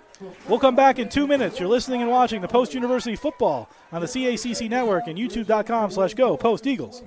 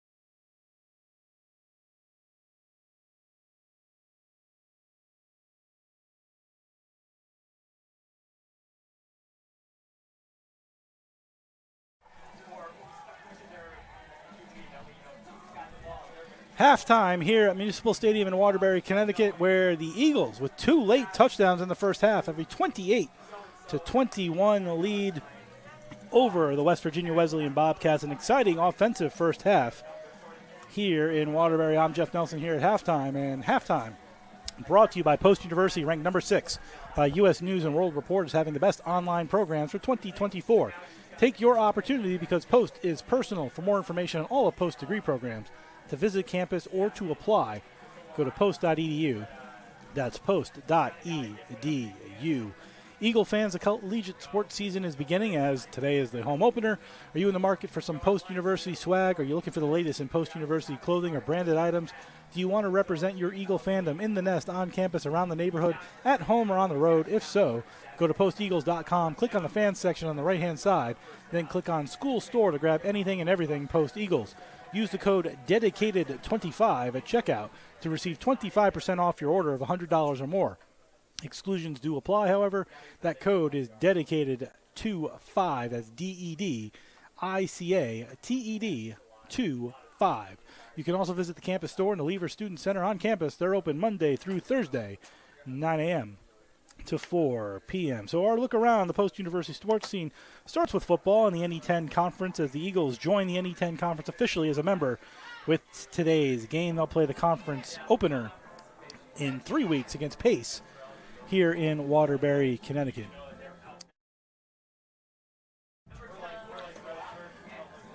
Northeast 10 coaches did their voting as to who would be placed where, and the University of New Haven, the reigning NE10 Conference champion, has been unanimously picked to win the conference. They earned 64 points by virtue of 8 first-place votes.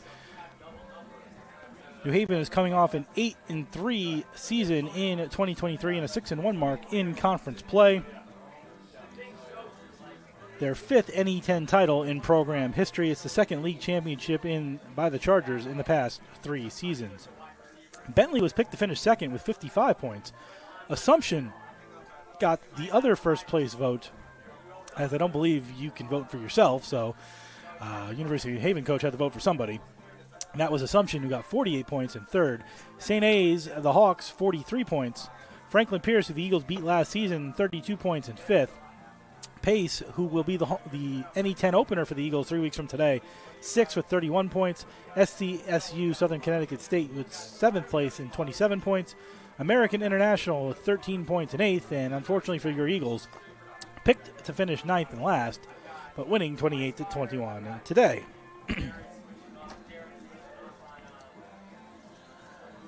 For you NE10 Conference fans, one thing you do need to know is while the home games will be on the CACC Network and YouTube.com at Go Post Eagles, the road games, and this will include men's hockey as well, will be on Flow Sports as the NE10 Conference and Flow Sports announced a historic multimedia rights agreement where the NE10 now joins with Flow Sports to show all of the NE10 conference games. Because Post is an associate member, they will not have their home games on Flow Sports, but any road game within the NE10 will be on Flow Sports, which shows roughly over 24,000 live events since it became an organization. If you'd like to sign up for Flow Sports, memberships begin at $9.99 a month or $71.88 for an annual subscription. That's $5.99 a month if you do the annual. While signing up, Flow Sports is available online and via its own app on iOS and Android, as well as smart TVs and streaming devices like Roku, Amazon Fire, and Apple TV. They have various Division I schools and Division II schools and Division III schools within their platform. Again, if you want to watch the road games for the Eagles in conference, this will be both for football and for men's hockey because that's what's tied to the NE10. And also any other road games that the Eagles may play against an NE10 conference opponent in any other sport. They will all be tied to Flow Sports. So if you're a parent and you're looking to watch your kid, or you're an Eagle fan and you're looking to watch the Eagles on the road, you're going to need to sign up for Flow Sports. Memberships begin at $9.99 a month, $71.80 for an annual subscription. That's $5.99 a month on an annual basis. So just something to keep in mind if you're looking to track your Eagle teams when they play NE10 conference teams. That'll really affect you again in the football and the men's hockey, but something to keep in mind as well. Men's soccer is ranked 14th nationally, coming off a very exciting season where they went 13-2-6, including a 16-game unbeaten streak that ended in the round of 16 to Franklin Pierce, who was the top Division II team in the rankings. And they'll head He'll head in with the same designation. Franklin Pierce won the championship for the second year in a row, and the Eagles' only 2 losses were against Franklin Pierce. So that tells you how good the Eagles played. They averaged just under 2 goals a game and gave up .71 goals per game while manufacturing 11 shutouts, and gave up 15 goals total in 1,910 minutes of action. Franklin Pierce once again ranked number 1 in the country, and the Eagles will play them later this season. But the Eagles ranked 14th, just behind the University of West Florida and just ahead of the University of Indianapolis. They're the only team in the CACC that is ranked nationally in the top 25. The men's season begins a week from today. I apologize, not a week from today. It'll be Thursday, 1 p.m. in the Wilmington Kickoff against AIC. They will open the season Thursday, 1 p.m. in the Wilmington Kickoff at 1 p.m. Eagle upcoming schedule for all sports. Very busy. This is the only game going on this week, so all of the staff gets to take a break for a couple days after today, and they've done a good job getting the football game ready and technology and everything else. But starting Thursday, again, as you mentioned, the men's soccer will be against AIC at the Wilmington Kickoff invite, 1 o'clock. Women's tennis will be at Assumption, 1 p.m. in Worcester. Women's soccer will host St. A's, 1:30 up at Lemoy Field. That's about 5 miles from here on campus, about 5 miles from the football stadium as the crows fly to campus from here. And then women's volleyball will be at Mercy University, 7 p.m. That's in Dobbs Ferry, New York. That's all on Thursday. Week from today, cross country gets underway versus Trinity with the Bantam Invitational up in Manchester at Wickham Park. Women's volleyball will travel to New Haven to play the Queens College Fighting Subways at 10 a.m. Women's tennis will host DeUville University at 1 p.m. in Middlebury, Connecticut. 14th ranked men's soccer will play game 2 of the Wilmington Invitational against Adelphi at 1 p.m. And women's volleyball will travel to Southern Connecticut State University, 4 p.m. in New Haven. And again, why I brought up the Flow Sports thing is women's volleyball at Southern Connecticut. That's a NE10 game. As such, you're going to need to have that subscription to see them play. Men's golf, a week from Monday, will start with the Franklin Pierce Invitational in Massachusetts. And then women's soccer will play St. Michael's College home at Lemoy Field on Monday, September 9th. First soccer home game will be Wednesday, September 11th, when the 14th ranked men's soccer team hosts Southern New Hampshire University, 1:30 p.m. at Lemoy Field. And again, 3 weeks from today will be the next football home game, September 21st against Pace University. That's the NE10 opener here at Municipal Stadium. Come on down and watch your Eagles play. Or if you can't, we'll be on the CACC network with Pregame and youtube.com/GoPostEagles at 12:45 pregame. Eagles in between 2 weeks from today will play at Lake Erie College in Paynesville, Ohio.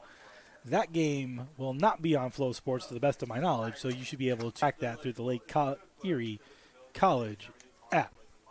That's your look around the post-university sports scene for week number 1 in football, where the Eagles lead the Bobcats 28-21. We'll come back with first half stats and a look at the upcoming schedules around the NE10. We'll even give you a Mountain East update as well here on the CACC network and youtube.com/GoPostEagles. You're listening and watching post-university football.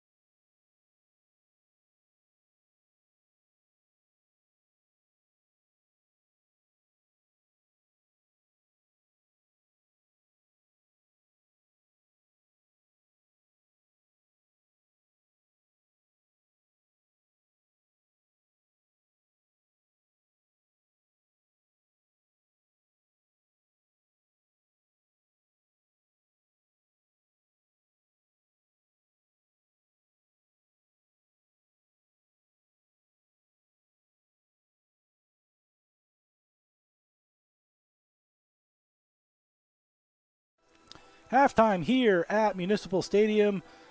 Eagles of Post leading the Bobcats of West Virginia Wesleyan 28-21. I'm Jeff Nelson, your voice for Eagle football.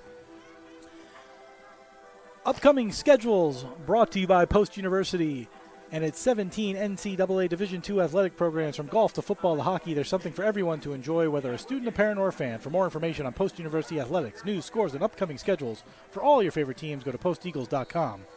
That's posteagles.com. For the Eagles, as we mentioned, they are the lone NE10 conference game today. On Thursday, Shepherd University will travel to Southern Connecticut, 6 p.m. start in New Haven. East Stroudsburg University will travel to Pace at 7 p.m. next Thursday in Pleasantville, New York. And Assumption makes the road trip to Kutztown University, 7:30 p.m. in Kutztown. That's all on Thursday. A week from today, Bentley will open their season with a trip to Westchester, 12 p.m. in Westchester on actually be on Westchester's broadcast. Shippensburg will go to AIC. That's a noon start in Springfield. That's on Flow Sports. University of New Haven, who's predicted to win the NE10, as we mentioned, travels to number 11 Slippery Rock. That game is at 1 p.m. in Slippery Rock. And St. A's, stepping up in class, going to the FCS level. They'll play Sacred Heart at Sacred Heart in Fairfield at 1 p.m. That's a week from today. In Mountain East action, where the West Virginia Wesleyan Bobcats come from, Seton Hill travels to Fairmount State at 7 p.m. in Fairmount, West Virginia. Walsh goes to West Liberty at the 7 p.m. start tonight. Excuse me, those were Thursday games. Apologies. West Virginia Wesleyans today. Glenville State is at Emory and Henry. That's a 1 p.m. start. Wingate travels to UNC Pembroke at 6 p.m. and Charleston at Livingstone College at 6 p.m. tonight. First half stats. Again, the first quarter stats are not very impressive for the Eagles, but the first half stats significantly better. We'll start with West Virginia Wesleyan stats, though, as they had 12 first downs to the Eagles' 9, had more rushing yards, more passing yards, better completion percentage, and you would think they'd be winning the game. But the Eagles' special teams stepped up, and again, the defense stepped up when it needed to. On the passing side, Quentin Pulley, 14 for 20, 151, 2 touchdowns. He was sacked once. Darius Cooper, 1 for 1 for 10 yards. This pass was to Pulley. Rushing, Kevin Mitchell, 10 attempts for 46 yards and a touchdown. Quentin Pulley, 4 for 28. Logan Altland, 2 carries for 9 yards, and B.J. Cook, 3 carries for 3 yards. Receiving-wise, Wesley Sweeney, 4 for 33. Darius Cooper, 3 for 58 and 2 touchdowns. Elijah Lewis, 3 for 28. And Deion King, 2 for 23. No sacks for West Virginia Wesleyan in the first half. For the Eagles, they had 9 first downs, 43 yards rushing, 106 yards passing. Malachi Taylor, 2 for 4, 64 yards and a touchdown. Tyler Famicon, 1 for 4, 42 yards, no touchdown. That was to Josh Tracy, who is the offensive star, with 3 receptions for 106 yards and a touchdown. Receiving, Isaiah Emanuel, 8 carries for 32 yards. Tyler Famicon, 3 for 18 and a touchdown. Josh Tracy has 1 rush for 5 yards. And Jermaine Tillery has 1 for 4 yards. Tracy on the kick returns, 2 for 143 yards and a touchdown. So let's talk about Josh Tracy's numbers for a minute. He's got 3 receptions for 106 yards and a touchdown. He's got 1 rush for 5 yards. And he's got 2 kick returns for 143 yards and a touchdown. I think he's trying to get on that Division II Player of the Week or Division II Honor Roll. He's doing a good job. Eagles tackles, Travis Manqual has 5, leads the way. Michael Gabetti has the only sack. A.J. Morrison and George Gonzalez have 3 each. Also of note, Miles Sneed, who's played a good defense from the safety position. And then the Eagles, who scored 2 touchdowns. There were actually 3 touchdowns scored within a minute 23. 1 by West Virginia Wesleyan and 2 by the Eagles. They scored 2 in a minute officially. 1 with 1:14 remaining and 1 with 14 seconds remaining to take the lead. They'll get the ball to start the second half here as we get ready to start the third quarter. Jeff Nelson here with you. Excellently executive produced by Grace Glassroot, who's done a good job as we try to do excellently executive produced and Grace Glassroot all-in-one alliteration, which sometimes can be a tad challenging. But overall, excellent job by everybody here to get us on the air and to get everything moving in the right direction. Eagles will go right to left. They're in their home grays. West Virginia Wesleyan in their road whites will go left to right. The wind is blowing right to left. So the Eagles will have the wind here in the third quarter, and the kick is off. It's a short kick, pop-up, caught at the 28, and fair caught at the 28 by Torrell Dale. That's his second kickoff return catch so far, as they don't want to get anywhere near Josh Tracy at this point. And the Eagles will start quarter number 3, 1st and 10 from the 27-yard line in the third quarter, brought to you by Post University, offering online, hybrid, and on-campus degree programs to meet your needs. For you, Post is personal. For more information on all of Post degree programs, to visit campus, take a tour, or to apply, go to post.edu. That's post.edu.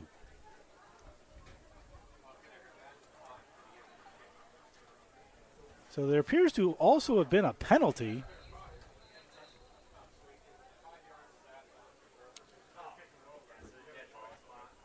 Let's see. There appears to have been a penalty as well. I didn't see when the flag came down, but looks like the ball has been moved up 5 yards. So the Eagles have the ball 1st and 10 at the 32. To start the third quarter, they lead by 7. Malachi Taylor back as quarterback. Takes the handoff. Takes the ball, hands off to Emmanuel. He fumbles the ball. It's on the ground and is taken by 96. Vincent Wells, 6'2", 230 sophomore out of Houston, Texas. And one play, and that's the second time today there's been a fumble. This time, though, recovered by West Virginia Wesleyan, who was only -6 in turnover margin last year. That's 120th in the nation, which is one of their better numbers. The Eagles were -14 last year. That's 5th from the bottom. And probably with ties, it might be 1 from the bottom, just an overall turnover margin. But the Eagles give the ball up on the first play of the second half. And so the Bobcats come back out. So that advantage of getting the ball to start the second half just goes away on one play. 6 seconds in. And back comes the Eagle defense. Twins to the right, single receiver left for Pulley with Mitchell behind him. Snap to Pulley. He'll fake the handoff to Mitchell and roll to the left. Avoids a hit, throws it over and high. He takes a hit for his trouble by 22, Amir Johnson. So Pulley avoided the hit initially and then took a big hit by Johnson anyway and threw an incompletion to make it 2nd and 10 as the Bobcats get the ball on the first offensive play of the second half as the Eagles fumble the handoff.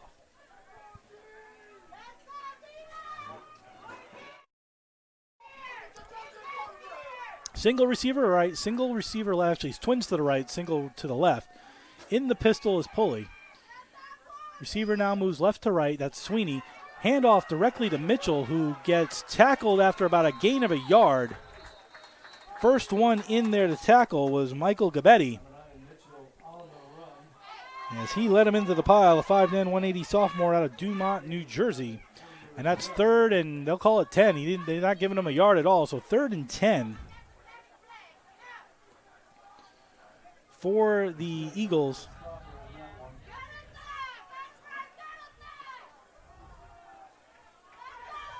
Excuse me, 3rd and 10 for the Bobcats. Snap, fakes the handoff, looks to throw over to Millie, throws it down the right side. It is caught by Cooper, and that should be a first down.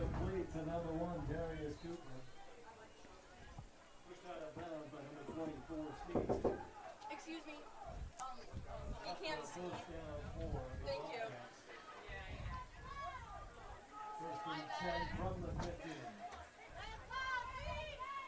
First and 10. It's first and not goal. 1st and 10 from the 15 for the Bobcats. Bunch formation. Snap. Gives to Mitchell, who goes off tackle to the left. He's dragged down, led by 4, Jaden Fleeting.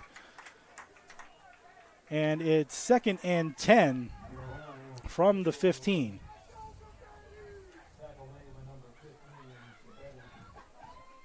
Gabetti making another tackle, fleeting in there as well. And it's second down. Single receiver right, single receiver left. Snap is high, gives the handoff down. He gets up the middle to the 5-yard line. That should be first and goal, as Logan Atlin took the handoff after the high snap.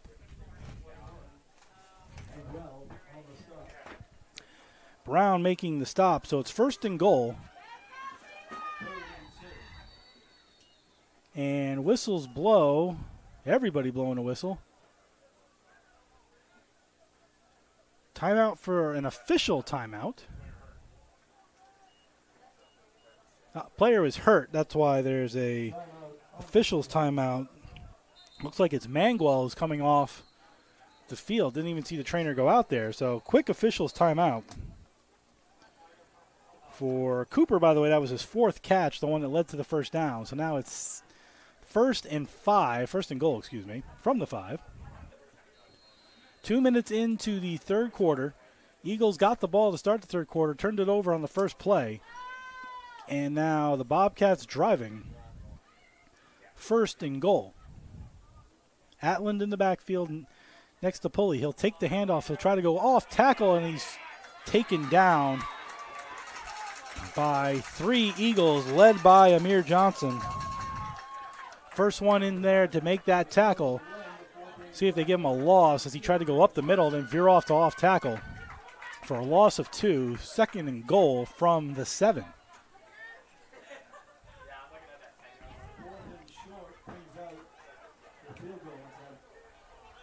I'm sorry, it was 4th down? Wow, I thought he got the first down. Okay, I apologize. 4th down, everybody. Field goal attempt. 4th and 3. 25-yard attempt. Snap is up. Kick is good and true as Liam Depp cuts into the lead. It's 28-24. My apologies, everybody. I thought that was first down. They didn't give it to him, so I miscounted the downs. That was actually a big third down stop and led to a field goal kick. So the Eagles hold. They don't give up a touchdown. They end up giving up 3. And now lead 28-24. So the Eagles will try to do better. Sometimes hard to see where the sticks in the ball are put, and the down marker changed at one point. So, again, my apologies, everybody. That was a good third down play by Johnson, leading to the 4th down field goal kick. And now the Eagles somewhat right back to where they were 3.5 minutes ago, but now only up 4 instead of 7. But get the ball back. And, again, don't want to fumble on their opening kickoff again. The Eagles should look for a sort of a pop fly kick again, both with the wind blowing in the face of the kicker, Chakotay, and their avoidance to kicking it to Josh Tracy. Let's see if Tracy runs up to make a catch if it is a pop fly. Here's Chakotay approaching the ball. He gets his foot way under it. This time drives it a little deeper. Might let Tracy come up to get it. Nope, it's going to be caught again at the 25. Out to the 35 is 86 Dale. Tracy looked like he might try to go get it, but Dale caught it. Got about 10 on the kick. But still oddly, the Bobcats kicking it in the direction of Josh Tracy. Just didn't get it deep enough. First and 10 from the 33. Eagles start their second possession of the third quarter. First one was a fumble.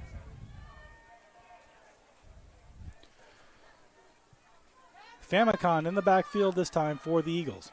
Snap. Gives to Emmanuel this time. Tries to go off tackle. A bit of a jet sweep type of run. Maybe gets 3 before he's tackled by 22 Riley Slaughter, redshirt freshman linebacker out of Roswell, Georgia. They'll give him the 36, so that's roughly a 3.5-yard gain, so we'll call it 2nd and 7. We'll give it 2nd and 7. Eagles need the 49. They're at the 42. Single receiver right, 2 to the left. Famicon takes the handoff, gives the handoff to Emmanuel. Took the high snap, gave it to Emmanuel, went right up the middle. Good block by Nick Moose. 52, one of the captains on this team. The center, 6 foot 260 out of Milford, New Jersey. Had a good block in there. Got Emmanuel to 3rd and 1 on the 6-yard gain. Quick snap, Famicon to Emmanuel. Tries to go up the middle again. He'll get the first down. Good job by the Eagles to move quickly, not let that Bobcat defense set. Famicon took the snap, got it to Emmanuel, and he got a first down. Eagles move those chains with the first down at the 46-yard line on their side of the field. 10 minutes to go in the third quarter. Eagles lead 28-24. Moving quickly. Twins to the left, single receiver right. Emmanuel still in the backfield next to Famicon. Takes the snap, fakes it, has 2 Bobcats rushing, gets the ball off. A nice one-handed catch by Brown. And he will get, we'll call it 3. There's a flag in the backfield as well. I don't know if that's holding on one of the Eagle tackles as 2 Bobcats rushed, or did Famicon take a late hit? Had to watch the receiver, Brown, make an excellent one-handed catch just to get the 3 yards. It's a personal foul, roughing the passer, and that'll give the Eagles another 15 yards. Again, I didn't see it behind the play. The flag was sort of in the backfield area. So the Eagles get another 15 yards, and West Virginia Wesleyan shooting themselves in the foot a little bit, just as they did at the end of the first half with a personal foul, and now they take another one. That's the 3rd personal foul in this game by West Virginia Wesleyan. You don't want to shoot yourself in the foot with penalties. They had 7 penalties for 62 yards in the first half, and there's another one there to take them to 8 for 77. Eagles just had 2 penalties for 6 yards in the first half. So 15 free yards after the Brown 3-yard catch. And now Famicon with Emmanuel to his left, single receiver left, Twins to the right. In motion goes Tillery from right to left. Snap to Famicon. Looks over the middle. Good blocking. Steps up in the pocket, though, and he's got space. Gets to the 30-yard line before he's pushed out of bounds by Julius Allen, 5'10", 200, a redshirt sophomore out of Baltimore, Maryland. Ethan Brown is down in the backfield for the Eagles at the 45-yard line, rolled over from his back to his front. But good job by Famicon to gain 5 as the pocket collapsed. He had a good pocket, then it collapsed around him. Gained, we'll call it 5 for the purposes of this. He's at the 30. Eagles need the 20, just shy of the 25. They need to be just in front of the 25-yard line. 9:18 to go. Eagles lead 28-24. Eagles will play in 2 weeks at Lake Erie College, 2:30 p.m. Eastern in Paynesville, Ohio. And then they return to Municipal Stadium 3 weeks from today. 1 p.m. start. The NE10 home opener, and then nothing but NE10 games after that. Against Pace University here, 1 p.m. start, 12:45 pregame on the network. So if you can't be here, you just want to listen to what's going on, you don't know all the players, bring a little, bring your phone, bring your earphones, and we'll give you all the action here on the CACC network and YouTube.com/Go Post Eagles. Brown able to walk off on his own power. See if he comes back into the game. But the Eagles have 2nd and 5, from the 30. Looking to score more points.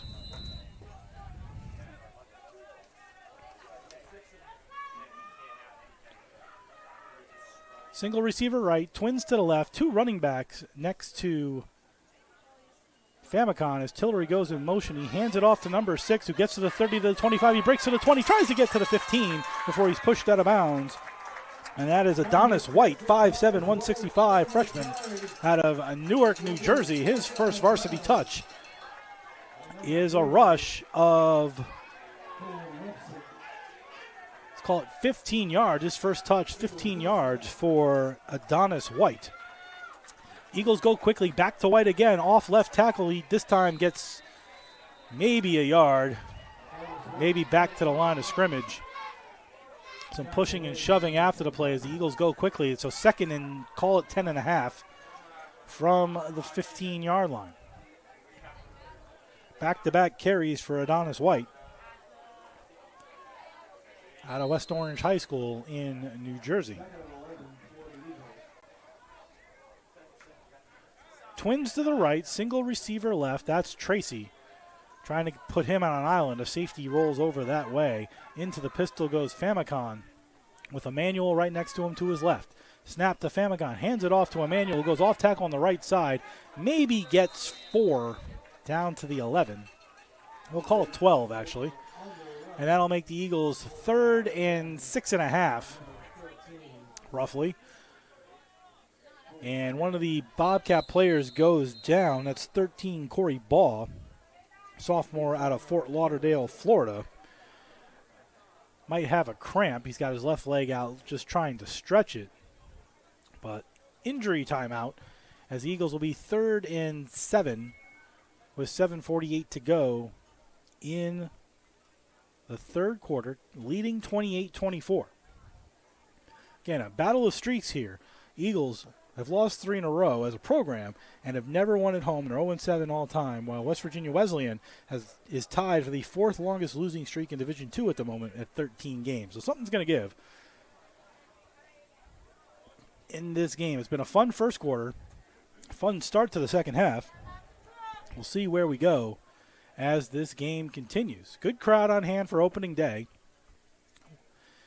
Good support for the Eagle program as well. Good to see the fans show up here, giving the Eagles support as the Eagle bench side stands are full.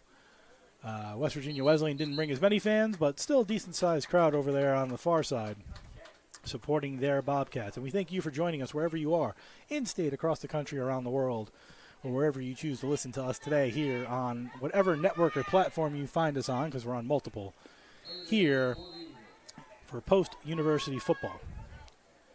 Famicon in the shotgun with Emmanuel to his right, twins to the right, twins to the left. Snap. Back to Famicon. He looks over the middle, steps up, avoids the sack, throws it. Almost a beautiful juggling one-handed catch as he threw it behind him. It was kind of a jump pass to Tillery. He tried to turn his body and grab it, couldn't do it, and that'll set up an Eagle field goal. That was 3rd and 7. So here comes Adam Kane for his first field goal attempt of the season. He was 2 for 4 last year.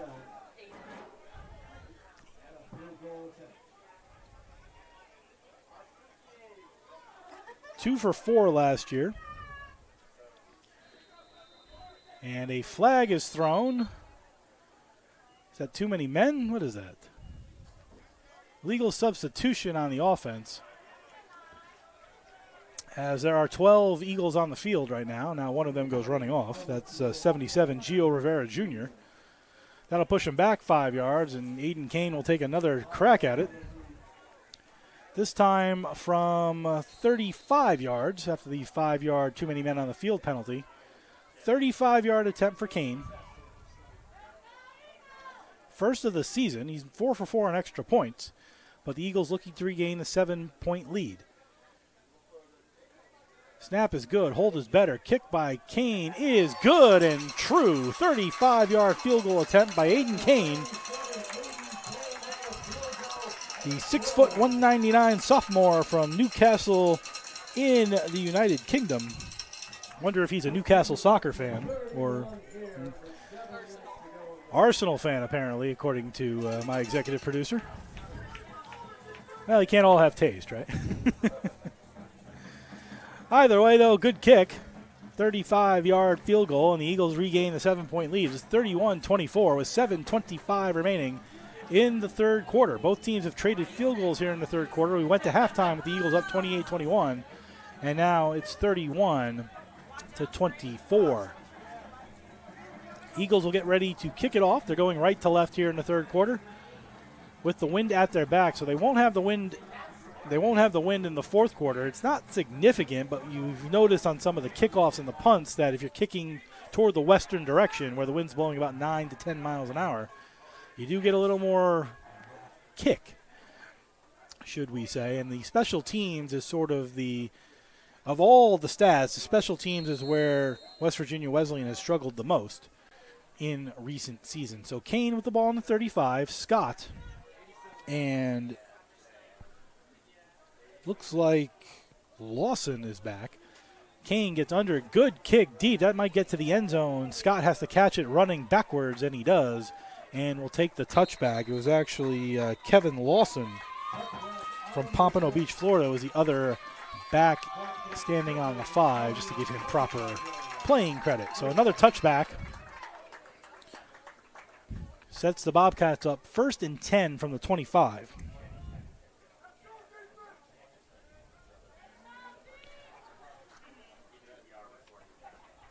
It's been a good football game so far. Again, if you love like hard-hitting defense, you're not getting that, but plays are being made when they need to. The Eagles have the only turnover.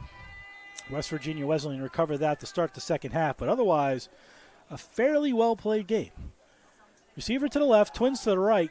Pulley gives it to the up-back Mitchell, and he gets leveled by Antoine Walden. First time we've really said his name tonight. Cornerback 1'8", junior out of Groveland, Florida. Hits Mitchell hard as he tried to give him a quick pass into the flat off the quick-moving snap, and he was leveled by Walden for a 3-yard loss. 2nd and 13 from the 22. Trips to the left, single receiver right. Mitchell in the backfield behind Pulley in the pistol. Snap. Hands it off to Mitchell, goes up the middle, basically gets those 3 yards back before he's tackled by 45, Zachary Jones, 6 foot 230 sophomore out of Springfield, Massachusetts. And that'll set up 3rd and 11. They'll call it 10 and a half, maybe 11. They're going to put it at the 24, so call it 11. They need the 35. It's 3rd and 11. Twins stacked to the left, single receiver tight right. Mitchell in the backfield behind Pulley in the pistol. Crowd getting up for this big 3rd down. Eagles lead by 7. Snap to Pulley. Doesn't even fake the handoff. Looking, pocket collapsing. Throws it to Mitchell out in the flat area, but he's tackled down by Jaden Fleeting after a loss of 3. And the Eagle defense, with their best stand of the game, get off in 3 plays and will get the ball back, barring something silly, on a punt by Camden Lawrence, who in the first half had an average of 39.5 on 4 punts with a long of 54. That one was a 25-yard punt that rolled 29 more yards. Lawrence back on his own 10, Fleeting to try to return on his own 45. Snap is low and probably a false start in there, and there is. And again, we talked about it multiple times. The one area where West Virginia Wesleyan has really struggled, worst in the nation in block punts, 7. Worst in the nation last year at 7. They almost had 1 punt block. There was a running into the kicker penalty on another. That one was going to bounce like a ground ball is short. So lots of pressure on the West Virginia Wesleyan punting unit here to prevent the Eagles from blocking a punt. And now now Tillery has moved up to the midfield line with Lawrence standing at the 3.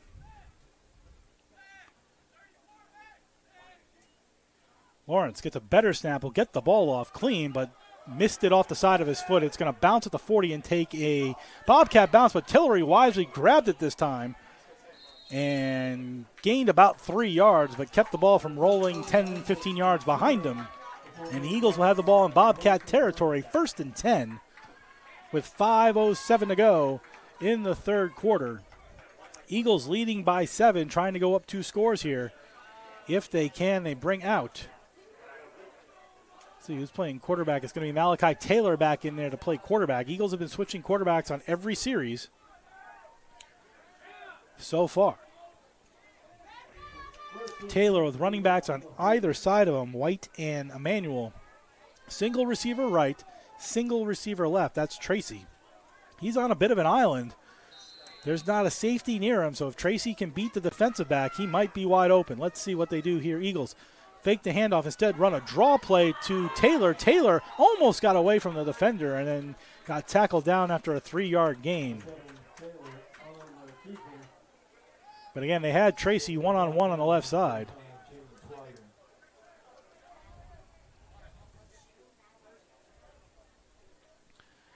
Taylor taking a second to get back up, and he did. 2nd and 7 from the 44.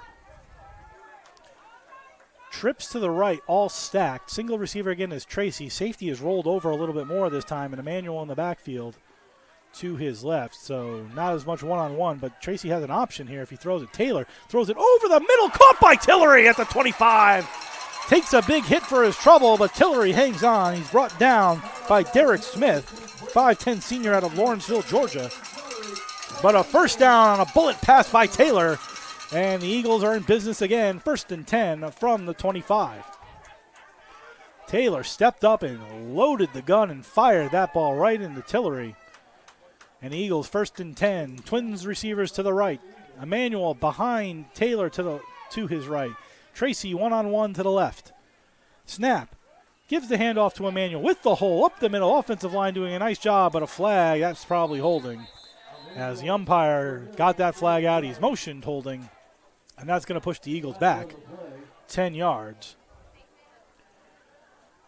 As a gain of 5 wiped out on the holding penalty by the Eagles. Only their 3rd penalty today, as they've played well. And again, the offensive line we talked about in the pregame has been building each year. It was tough that first year. You have young freshmen, red shirts, first experience at the Division II level, then you move up another year and you get a little bit more experience and you cut down on some of the sacks and you open a few more holes, but it's still a struggle. And now here you are in year 3. You've got juniors and seniors who have played for 3 years, who have grown together, who know each other, and you can see it so far today. No sacks, just a fumble in the first half that was recovered by the Eagles, and then they fumble to start the second half, but no sacks so far, as the Eagles have done well in the offensive line area in their first holding penalty today. Trips to the right, snap, ball deep toward the corner, Tillery, but it goes out of bounds. As he had him, just overthrew it, did Taylor, as the Eagles went trips right, single left, and overthrown ball by Taylor. So 2nd and 14. Ball at the 27.5, call it the 28. Yard line. Eagles need to get to the 14 for a first down. 2nd and 14. Tracy to the left. 2 receivers right. Tight end right. Brown back in the game. And Emmanuel flanking Taylor to his right. Bobcats show a bit of a blitz. Snap. Hands off to Emmanuel. Goes off tackle to the left. He gets around the tackle, though. Gets about 5 to 6 yards before he's pushed out of bounds at the 20. That's 3rd and 6. After a gain of 8. And the Eagles will have 3rd down. They're in field goal range. Kane, who just made a 35-yarder. Eagles in that kind of position where Kane can get another attempt. Again, wind at his back. But the Eagles would rather have a first down and keep the drive going. With twin receivers to the right. That's Yeldell and Tillery. And Tracy single set to the left with Emmanuel on the left-hand side. See if the Eagles look for Tracy, maybe down into the corner. Snap to Taylor. Looks to the right. Throws it deep to the right side. Being pushed out of bounds. It's caught, but out of bounds was Yeldell. He was getting pushed. They were hand-checking all the way down the field with Derek Smith. And eventually he got pushed out of bounds, and that'll bring up 4th down. Interesting call going to the far side of the field. Again, you had Tracy one-on-one on the near side of the field, so maybe using him as a decoy there. Yeldell caught it just out of bounds. And Wynn might have pushed that as well, but good defense there by Derek Smith. And now Aiden Kane, will go for a 37-yard field goal. He's 1 for 1 today in the season with a 35-yard field goal. 2:33 to go in the 3rd quarter. Snap is good. Stop down. Kick is up, and it is good. It's true, and Aiden Kane is 2 for 2 on kicks, field goal kicks, and 4 for 4 on extra points. As the Eagles may have found themselves a kicker, and his punting's gotten better as the game's gone on. And the Eagles take a 34-24 lead with 2:26 to go here in quarter number 3. Good job by Kane today. You can say Kane is one of the stars. You can say Josh Tracy is one of the stars for the Eagles today, but a lot of time left. And as you can see in football, I mean, the Eagles scored 2 touchdowns in a minute. Bobcats can easily turn that around. Again, Bobcats gave up an average of 50.5 points a game last season. The Eagle defense wasn't much better, but have played well today at times. And see if they can keep it up. They haven't turned over the Bobcats yet today, who were only -6 last season in that category. The Eagles have the only turnover, where they were -14 last season, 5th worst in the nation.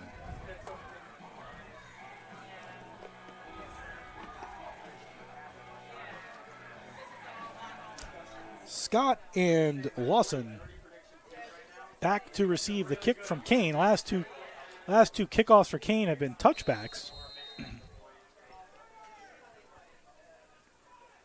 So he's done a good job, including the 4-for-4 field goals and the 2-for-2 field goal, 4-for-4 extra points and 2-for-2 field goals. He's got 2 touchbacks. This one won't be one. Well, maybe it will be. It carried into the end zone, but Scott's going to bring it out of the end zone to the 10. He's at the 15 and then mauled, led by 20. George Gonzalez, a linebacker out of Millville, New Jersey. He led the gang tackle as Scott decided to lose 10 yards. He would have had the ball at the 25 if he just downed it in the end zone. Instead, he got tackled at the 15. And the Bobcats will have 1st and 10 from the 15. I feel like Scott just really wanted to bring that ball out versus maybe doing the wiser play and kneeling it down for the touchback. Can't blame him. He wants to make a play as the Eagles now lead by 10. Twins to the right, single receiver left, handoff to Mitchell, and he's taken down after a gain of maybe 1.5. Eagles have done a good job overall on Mitchell. He's had 1 good carry. Otherwise, they've held him in check. Down on the ground is Logan Altland. 2 players are actually down on the ground as well. Looks like Montavious Brinney, the tight end, who had a big had a big catch earlier in the game. He's also down. So 2 Bobcats down as we have an officials timeout with 2:06 to go here in the 3rd quarter. While we have a moment, let's go around the top 25 with some scores and an update. While both players are being attended to, late in the 4th quarter, number 1 Georgia all over number 14 Clemson, 34-3. I believe that game's at the Georgia Dome, or whatever they call that dome now. It's the Mercedes-Benz Dome. 34-3 Georgia over Clemson. Looks like they're going to hold on with 1:47 to go. Number 8 Penn State is in a weather delay at West Virginia. They lead 20-6. Again, number 8 Penn State leading 20-6. University of Tennessee 48, UT Chattanooga 3 with about 3 minutes to go in the 3rd quarter. Number 15 Tennessee has the ball 48-3. Number 17 Oklahoma State leads defending FCS national champion South Dakota State 17-6. Just before halftime in Stillwater. Other games around the nation of ranked teams. Those are the 4 ranked games now. Ohio State, number 2, will host Akron at 3:30. Texas will host Colorado State also at 3:30. The U travels to the University of Florida at 3:30. Alabama, number 5, hosts Western Kentucky at 7. Number 6, Ole Miss hosts Furman at 7. Number 18, Kansas State hosts UT Martin at 7. Number 3, Oregon hosts Idaho at 7:30. That's a Big Ten game, believe it or not. Number 7, Notre Dame travels to number 20, Texas A&M. That's at 7:30. Number 9, Michigan hosts Fresno State. And number 21, Arizona hosts New Mexico. Number 25, Iowa defeated Illinois State 40-0. 2nd down now with Twins to the left, single receiver right, handoff up the middle. Nope, he fakes it. Tries to dip it off in the flat. It was caught by 38, Mac White, tight end freshman from Chicago, Illinois. Good fake on a handoff, faked me out by Pulley, whose completion percentage has been solid. Got it out for about a 5-yard gain, and they'll bring up 3rd and 5 at the 20. Twins to the right, single receiver left. Looks like that's Mitchell in the backfield. Fakes the handoff to Mitchell, gives it to Mitchell in the flat as he bakes out of the offensive line. He'll get the 1st down. Good play there by the Bobcats to get the 1st down and move the chains. And a Officials timeout again. Looks like there's another player down.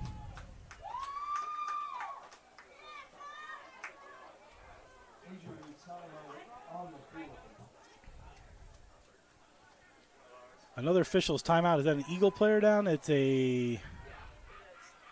Looks like an Eagle player. I can't see what number it is, though.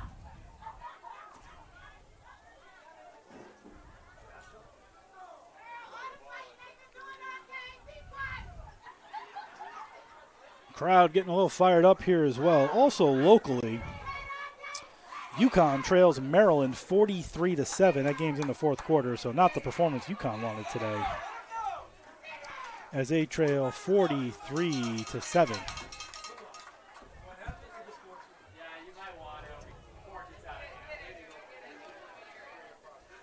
So the Eagles will be defensively 1st and 10, as the Bobcats will have the ball, 1st and 10. 1:18 to go in the third quarter, leading 34-24.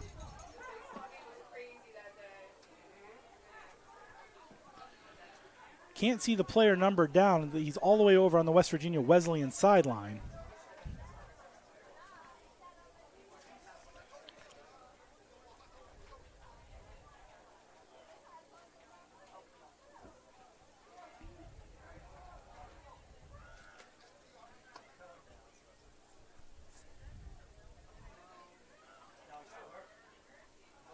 Still waiting for him to get up.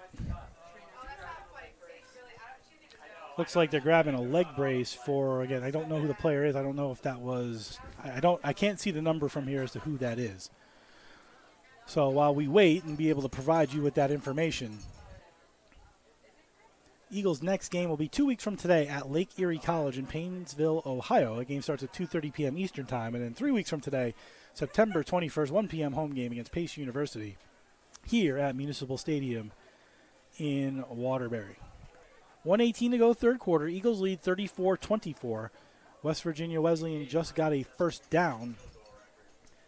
Eagles will be on defense still, and we're waiting. I can't see the number of the player who's down on the other end of the field, but they went to get him a leg brace. Doesn't look like they're bringing out the cart, but need to brace that leg in hopes of even getting him up. Again, good crowd on hand today. Any 10 play will get in full swing starting this Thursday. Southern Connecticut hosts Shepherd University at 6 p.m. in New Haven. Pace will host East Stroudsburg University at 7 p.m. in Pleasantville, New York. And Assumption travels to Kutztown University for a game at Kutztown. That's all on Thursday. And then a week from today, Bentley travels to Westchester at noon. Shippensburg comes to AIC at noon. New Haven, the league champions and picked to win again, will travel to number 11 Slippery Rock. That's 1 p.m. in Slippery Rock, Pennsylvania. And St. A's travels to Sacred Heart to play up a division, 1AA, 1 p.m. in Fairfield, a week from today.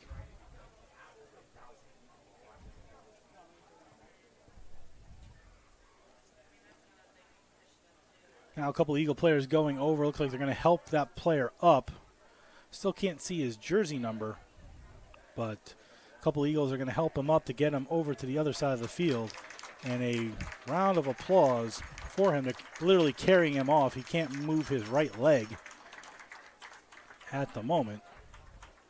Is that 20? It looks like it.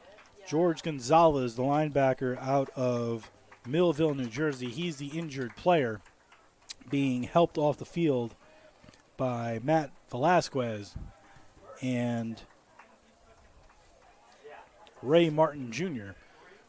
And it is 20, and he seems to be in a lot of pain. Again, they put a full sort of, not a plaster cast, but a full cast on his leg to get him off the field. He is in some intense pain as he's being carried off the field. And getting a round of applause again, George Gonzalez, linebacker, 5'10", 200 out of Millville, New Jersey. As the Eagles carry him off. But now we're here, first down and 10. Handoff to Mitchell, off tackle to the left, and he breaks a hole and gets about 6 yards as As soon as they got Gonzalez off the field, they ran that play quickly. 2nd and 4 with under a minute to go in the third quarter.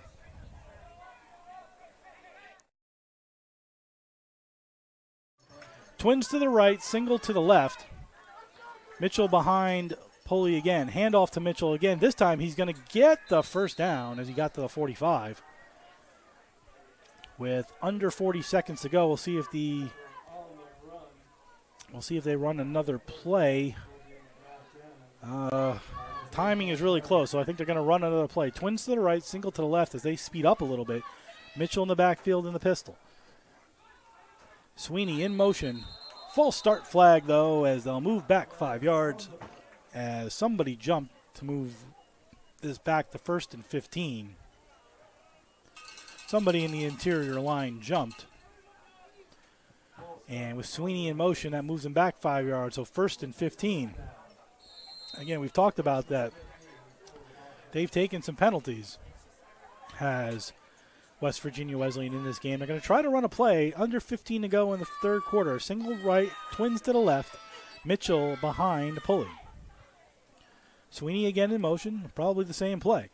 Hands it off, fakes the handoff, throws it to Sweeney behind him, and it's 2nd down and 15. And that's the end of the third quarter as time has run out, with the Eagles leading 34-24 and a big third down upcoming. You're listening and watching to Post University Football on the CACC Network and YouTube.com/Go Post Eagles. We'll be back in 1 minute with the start of the fourth quarter.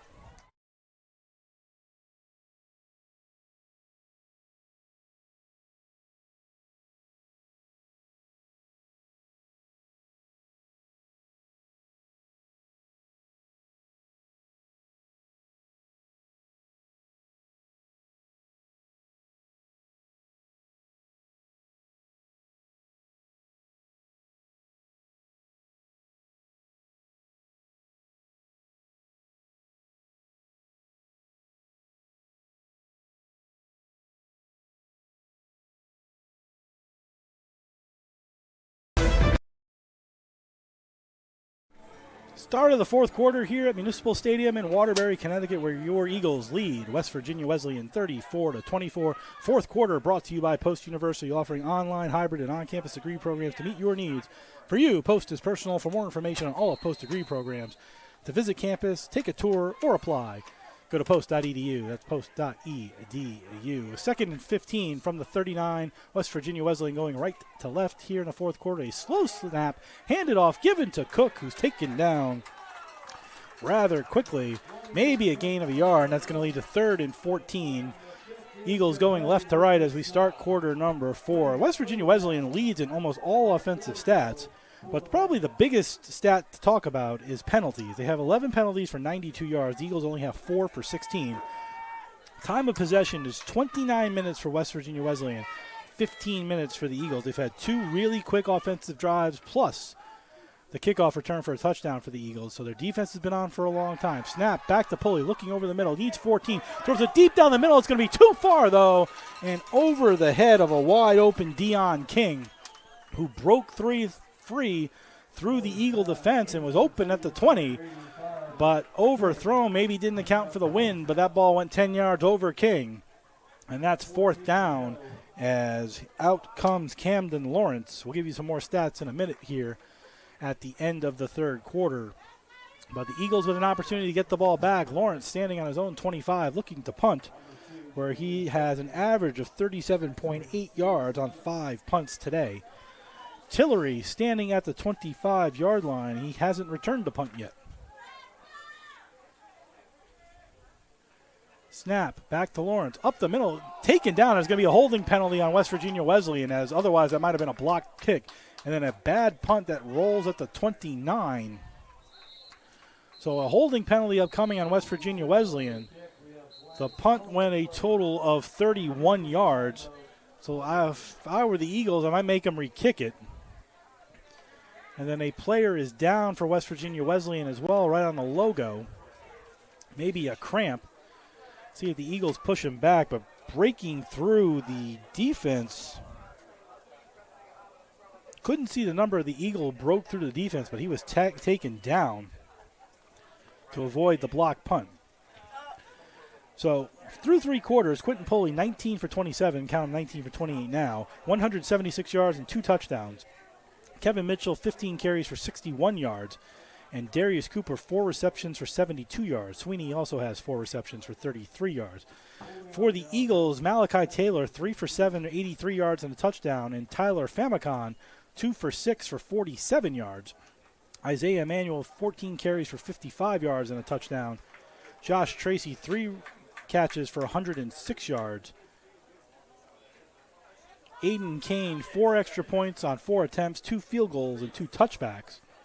And then there's Michael Gabetti, who has 6 total tackles in the lone Eagle sack.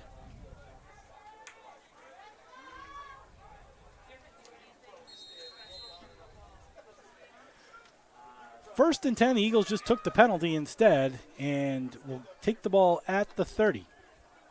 Famicon gives it to Emmanuel, who goes through the middle, breaks a tackle, still pushing forward, gains about 6.5, close to 7. He got to the 37, needs the 40. 2nd and 3 as Emmanuel continues grinding up to 63 yards. And the Eagles moving quickly again, twins to the right, single to the left, hands off again to Emmanuel, goes off tackle on the left side. He's trying to get the first down, and then per the line judge on the far side, he got it. First down Eagles with 13 minutes to go in the 4th quarter, leading by 10, looking for their first home win in program history, also the first time ever over 500.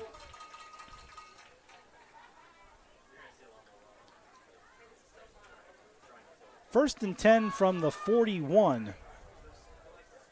Famicon with Emmanuel to his left, trips to the right, single receiver left. Tillery goes in motion.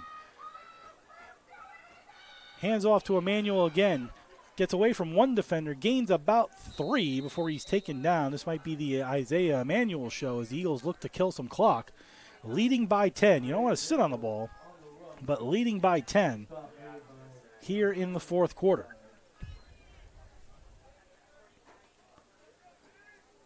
Eagles had switched quarterbacks on every drive. It was Taylor to start, then Famicon, then Taylor, then Famicon.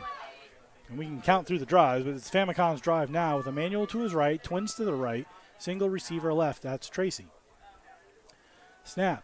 Fakes the throw into the flat. Gives it to Tracy on a wide receiver screen, and he takes it at the 45-50. He's at the 45-30, 35-20, 25-15, 10-5. Joshua Tracy has done it again. Touchdown, Eagles! Into the nest he goes for the 3rd time today. 2nd reception on the wide receiver screen on the far side of the field. And the Eagles take a 40-24 lead. It's the Joshua Tracy show today as Tyler Famicon gets his first Division II touchdown pass. And Tracy gets another 55 yards to add to his day. He's well over 150 yards. And here's Aiden Kane looking for his 5th extra point. This is going into the wind with 12:18 to go in the 4th. Snap, spot, kick, up, good. It's 41-24, and the Eagles lead by 17. And just to break that down, this is the largest lead in program history through this being year number 3 at the Division II level. But a great wide receiver screen to Tracy, who is over 150 yards receiving today, 4 touchdowns, 161 yards. Sorry, 4 receptions, 161 yards, 2 touchdowns, a 95-yard kickoff return for a touchdown. And the Eagles have a 17-point lead with 12:18 to go in the 4th quarter. A lot of football left to play, but the Eagles doing all of the things they need to do and have a 17-point lead. Now they just need to make a defensive stop to keep the momentum churning forward as Scott and see who they put back there with Scott. Looks like 87 Ross this time.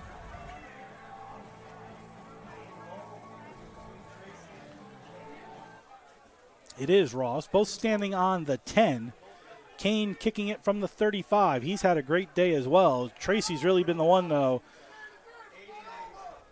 We featured him in the pregame, and Josh Tracy has shown up. We talked about helping Malachi Taylor and Tyler Famicon, and Tracy has done just that. A wide receiver screen for a touchdown, and that ball kicked deep to the 10, caught at the 10. Makes a right-hand veer, gets to the 25, then big hit at the 28 on Michael Ross. Looks like it was hit by number 1, Antoine Walden. With 12:17 to go in the fourth quarter, Eagles lead by 17, and this is the biggest Bobcat drive of the game, trailing by 3 scores. They need to get some points and get into the end zone as they've been stopped on back-to-back drives. Despite all of the time on the field, the Eagle defense, and again, another quick offensive score, the Eagle defense has been on for a long time. Again, going into the fourth quarter, the time of possession was 29 to 16. In terms of minutes, Twins right, single receiver left. Fakes the handoff, rolls to the right, this Pulley, throws it deep down the sideline, but over the head of Wesley Sweeney, who was calling for the ball. And 2nd and 10 at the 28.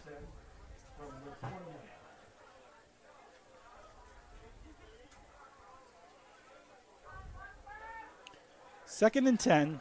Twins stacked receivers to the right. Bunch formation with the pistol, and Mitchell behind to the right now of Pulley. Pulley takes the handoff, gives to Mitchell, who tries to go right up the middle, but various Eagles there. Almost grabbed a face mask, but nobody made a call. Led by 55, Kawaku Agaman. And that leads 3rd and 10, and very quickly, Bobcats staring down a 3rd and long.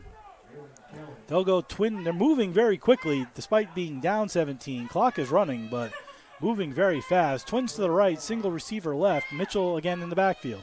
Eagles show blitz, particularly off the left side. They fake the blitz, pull it back. Coming around is Walden, trying to escape his Pulley. He's got a long way to go. Throws it deep down the sideline and out of bounds. Good job by the Eagle defensive backs not to bite. And led by Antoine Walden, got around the corner and forced a bad throw, and 3 and out go the Bobcats, and the Eagles will get the ball back. Just like that, 11:25 to go in the fourth quarter. Eagles lead 41-24 here in the fourth quarter.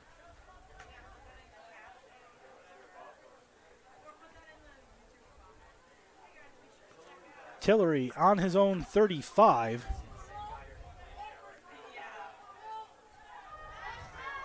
Lawrence standing on his own 15. Snap to Lawrence. Tries to get the ball off, and he does. Nice kick that time into the wind. Tillery chasing it back. It's going to bounce at the 10. It's still rolling. Picked it up at the 3 dangerously to Tillery. He might get 3 yards, and he's tackled at the 4. Tillery might have been better served to just let the ball bounce. It might have gone into the end zone. Instead, he picked it up at about the 2. Tried to get some yards back, but a great kick and a flag on the play behind the scenes. The best thing the Eagles can hope for is there was a holding penalty somewhere, because that kick was 61 yards all in. So let's see if it's going to be a re-kick, which would be a gigantic break for the Eagles. It's holding on the Eagles. So that should push the Eagles back a couple of more yards, and they'll be deep in their own territory with 11:04 to go in the fourth quarter. The Eagles got to go 98 yards now, but lead by 17. Might see a lot of Isaiah Emanuel here, though they did that on the last drive, then did a wide receiver screen to Josh Tracy, who, if you're just joining us or caught in late, has been the player of the game so far.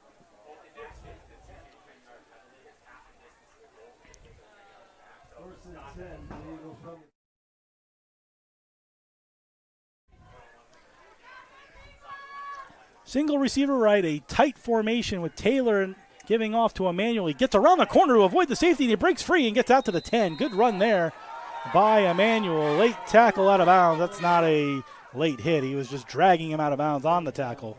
But good job by Emanuel to avoid the first defensive lineman by the Bobcats to get out of the end zone. I think he got enough for a first down. He did. Good job by Isaiah Emanuel, who's pushing close to 100 yards himself.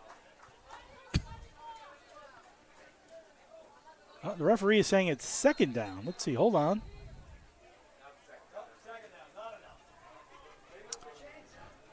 But they've moved the chain, so now they're going to have to bring the chains back.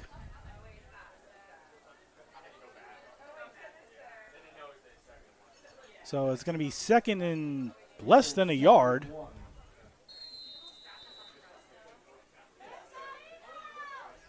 Taylor out there as quarterback.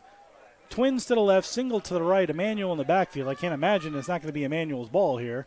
It is. He goes up the middle, needs that half yard. He got it. First down, Eagles. Got 2 yards. Again, working his way towards 100. He's in the 80s now, is Emanuel. Eagles will be happy to grind out, leading by 3 scores. The Eagles have done what they needed to do today. Other than the 2 fumbles, the fumble that they got back and then the turnover to start the second half, the Eagles have done what they needed to do. The other piece to this, and it's something to look for going forward, is their defense has been on the field a lot.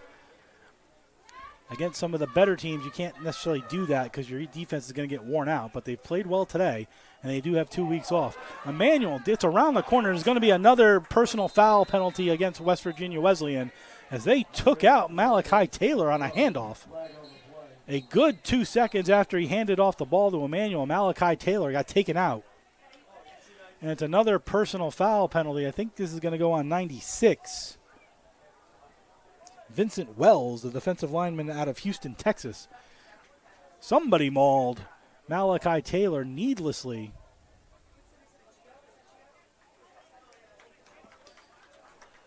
Again, it was a handoff handed to Emanuel, who was trying to break the corner, and they tackled Malachi Taylor, who didn't have the ball. Late hit, 15 yards, that moves the Eagles up. And you can see the frustration getting to the Bobcats. Single receiver left.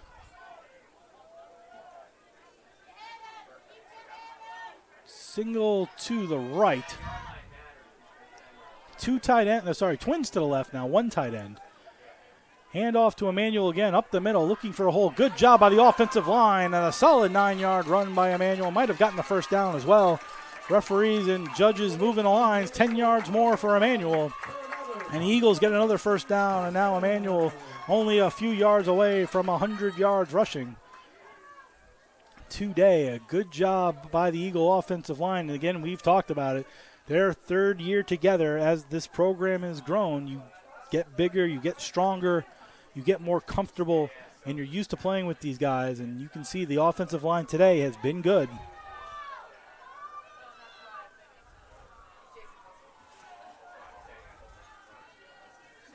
Single receiver to the right, twins to the left, Brown in motion, Emanuel next to Taylor.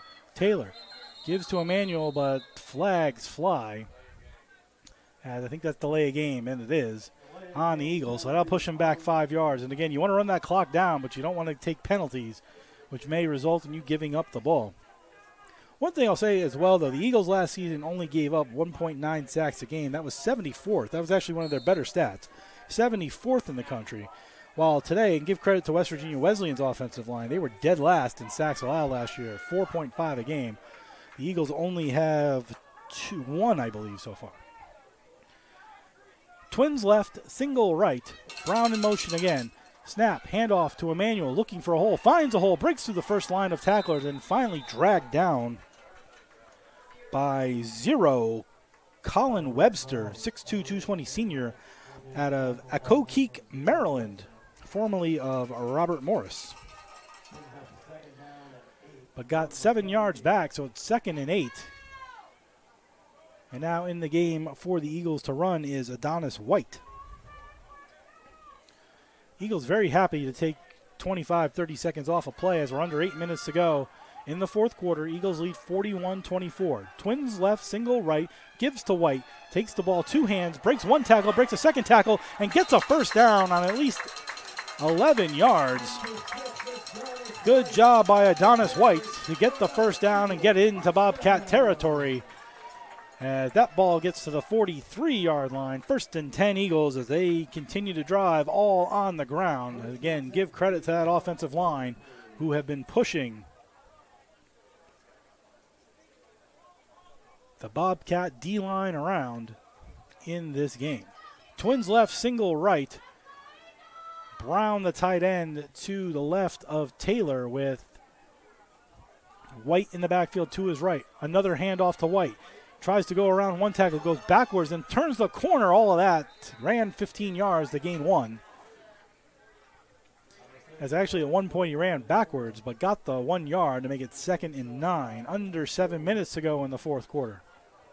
Eagles lead 41-24. Looking for their first home win in program history, and also first time ever over 500 if they get the win today. So the Eagles looking to break some streaks. West Virginia Wesleyan looking to break their 13-game losing streak, which is tied for 4th longest in the nation. Twins on both sides, 2nd and 9. Taylor has White in the backfield. Now here comes timeout Eagles. Tracy was in motion. And the Eagles will call a timeout with 6:08 to go in the fourth on a big 2nd and 9. Eagle fans, the college sports season is beginning. Are you in the market for some post-university items, swag, or whatever? Are you looking for the latest in post-university clothing or branded items? Do you want to represent your Eagle fandom in the nest, on campus, around the neighborhood, at home, or on the road? If so, go to posteagles.com, click on the fans section on the right-hand side, then click on School Store to grab anything and everything Post Eagles. Use the code DEDICATED25 at checkout to receive 25% off your order of $100 or more. Exclusions do apply. That code is DEDICATED25. DEDICATED 25. You can also visit the campus store and the Lever Student Center on campus. They are open Monday through Thursday, 9 a.m. to 4 p.m. 3 weeks from today, we're back home and on the CACC network and youtube.com/GoPostEagles as the Eagles will host Pace University here at Municipal Stadium in Waterbury. The NE10 opener, 1 p.m. kickoff, 12:45 pregame on all the networks. Twins right, single receiver left. That's Tracy who goes in motion from left to right. Snap back to Taylor, looking to throw. Avoids the rush. Good job there. Moves around. Instead, runs forward, gains about 3 yards, and then takes out half the West Virginia Wesleyan bench as he was tackled. There's a flag on the play. That might be holding. As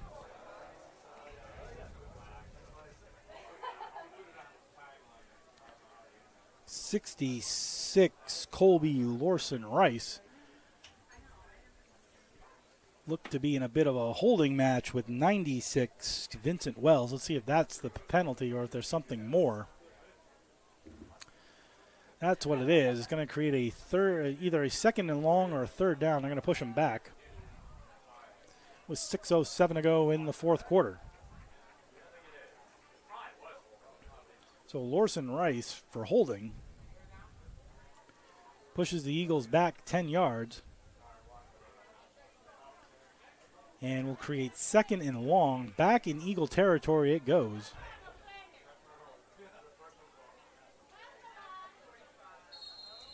So now it's 2nd and 21. 2nd and 21. Twins to the right, single receiver to the left. Snap, handoff to Emmanuel, who tries to break the corner. Excuse me, it's not Emmanuel, it's White, who tried to break the corner, got back to the line of scrimmage, and that's it, and it's 3rd and 22. Under 6 minutes to go in the fourth. Eagles lead by 17, 3rd and 22.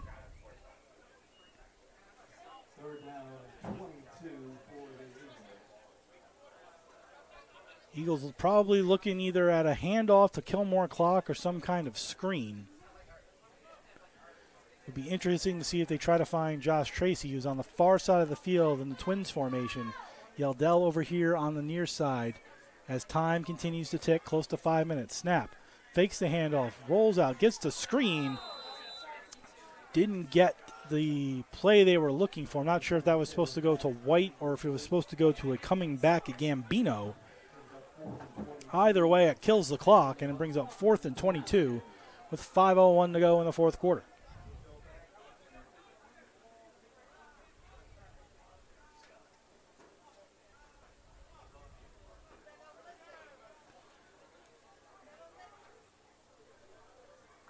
Kane, who's had a good day, standing on his 30, waiting to punt.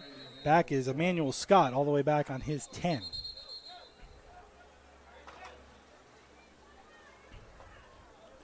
Timeout.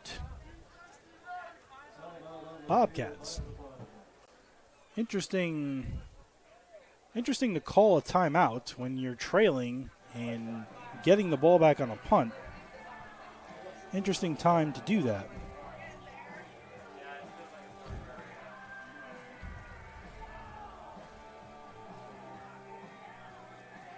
But the Bobcats did.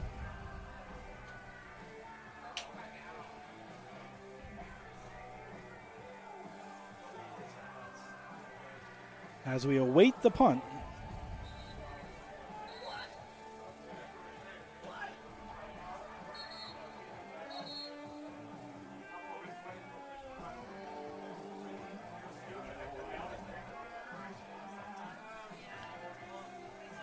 Timeout over.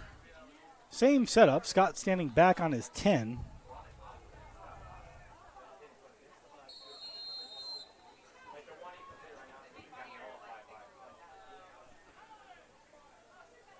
Kane waiting for the punt, standing on his own 30. 5:01 to go in the fourth. Eagles leading by 17. High snap, corralled by Kane, looking to avoid the block. He kicked it, but straight up in the air. It's a pop-up. It's going to land at the 38 and take an Eagle bounce. Rolling to the 28, and Scott dangerously takes it and gains 3 yards. All of that to gain 3 yards. Dangerous.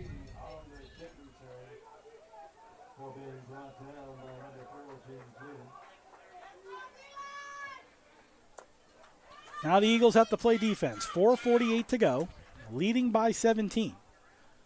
One stop should just about do it. As West Virginia Wesleyan wasted a timeout. There is a 2-minute warning again, just as a friendly reminder. We do have a 2-minute warning now in the college game, so that'll be happening as well. But a new quarterback, as West Virginia Wesleyan has brought in a new quarterback, it is Nathan Payne, who fakes the handoff, gives it to Altland, who ran for one. New quarterback is Nathan Payne. He played every game last season, 6'3", 200 out of Decula, Georgia. Payne has replaced Pulley, who was, his percentage will look good, but not overly effective at times, particularly in the second half. Payne takes the snap, fakes the handoff, goes back to pass, looking over the middle. He finds a wide open receiver at midfield, just into the post territory at the 48-yard line, caught by Dion King. So Nathan Payne's first pass of the season is a completion. 4 minutes to go, and the call at the 47 officially. Payne running the hurry up, twins to the right, single to the left. Hands off again to, gives it to Altland, who got about 9. I think he's just short of the first down. He is. Payne quickly calling plays. Again, shocking that Pulley got the start. He's a sophomore, where Payne is a senior. But West Virginia Wesleyan wanted to go with the younger Pulley. And now Payne in there in the fourth quarter. Snap taken by Payne. Gives the handoff to Altland, who gets the, no, let's see. Might be right there. They're gonna move him for a first down. They're gonna say he got the first down. 3:10 to go. 3:08 to go as the clock moves. Chains move. Payne fakes the handoff, looks over the middle, has an open receiver in the flat. Instead, he throws it deep. Eagles looking for a pick, and instead it falls incomplete as it bounces off of Jaden Fleeting. Both players sort of turned back as Cooper was down there too. Both lost their footing, so nobody caught the ball. And that makes it 2nd and 10 on Payne's first incompletion with 2:53 to go. Eagles get a stop. They get off the field. The game, for all intents and purposes, will be over If West Virginia Wesleyan can score, the game continues. Payne with twins to the left, tight formation pistol with, looks like Altland in there. Sorry, that's Mitchell who actually takes a handoff. And being down 17, you're surprised they're handing off as much. Under 3 minutes to go. 3rd down and 7. You just want to kind of, chuck and gun here at this point, trailing by 17. You never know what can happen, but West Virginia Wesleyan slowing everything down. Twins to the left, single right. Mitchell in the backfield behind Payne. Payne takes the snap, looks over the middle, throws it into the slot area. A little bit too far for Scott. And that's 4th down.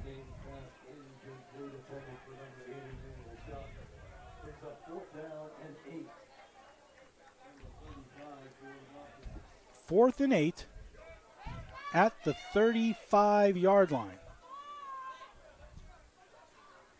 Bobcats need the 27. If they don't get it, the Eagles, with under 3 minutes to go, now West Virginia Wesleyan has the 2-minute warning and 2 timeouts, but can just sort of plow through the clock. Snap to Payne. Looks left, throws right, over the middle, behind Kevin Lawson. And that's it. They're off the field. The Eagles get off the field. And now it's just a question of time. A little over 2 minutes to go, so the first thing that's going to happen is the 2-minute warning. But legitimately, one first down ices this game. And the home fans will get an opportunity to celebrate for the first time in program history, as the Eagles 0-7 all-time at home are 2 minutes and 4 seconds away of game clock from getting their first ever home win.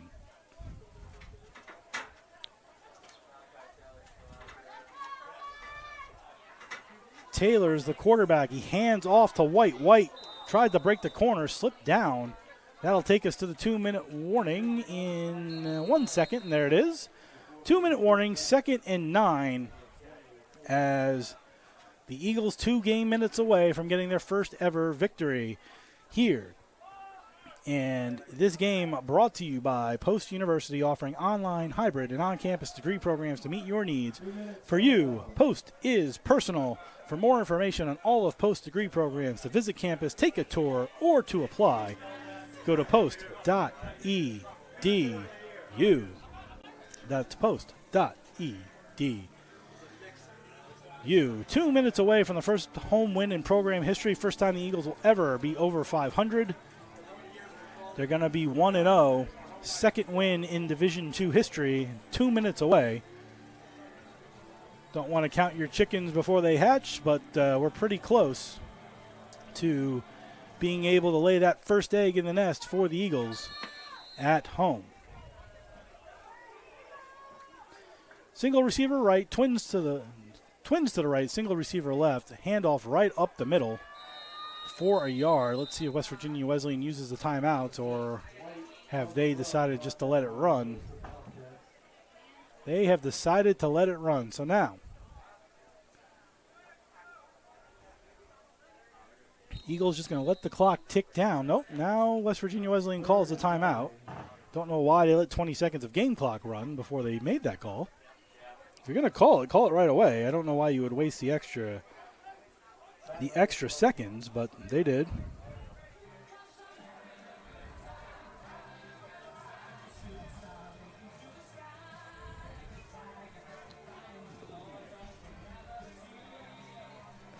Scores around the top 25. Penn State and West Virginia still in a delay.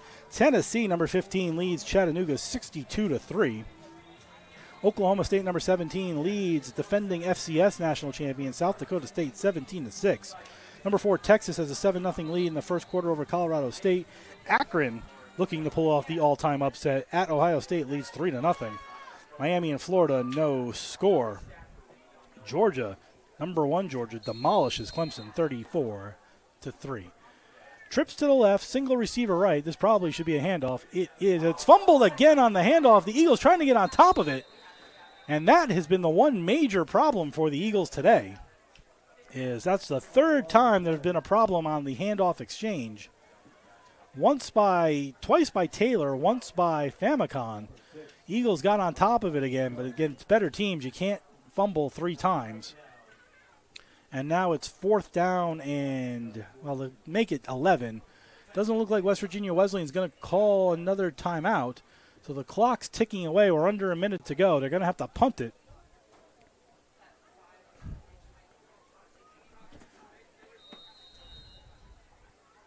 As again, West Virginia Wesleyan calls a timeout after killing. I don't understand why you call the timeout after you let the clock tick off for 30 seconds. If you're going to play to hope for a 17-point miracle, you call those timeouts right away. Why would you give up, roughly 40 seconds of clock with 2 minutes to go? I don't understand that strategy, but they're going to kick it away, and the Eagles got to play defense one more time. West Virginia Wesleyan will next play. What is their next game? Their next game is in 2 weeks. They will host Wheeling, 6:30 p.m. That's their home opener in Buchanan, West Virginia. 2 weeks from today, 9/14, against Wheeling, 6:30 p.m. in Buchanan. The Eagles will play in 2 weeks at Lake Erie College and return home in 3 to host Pace in the NE10 opener.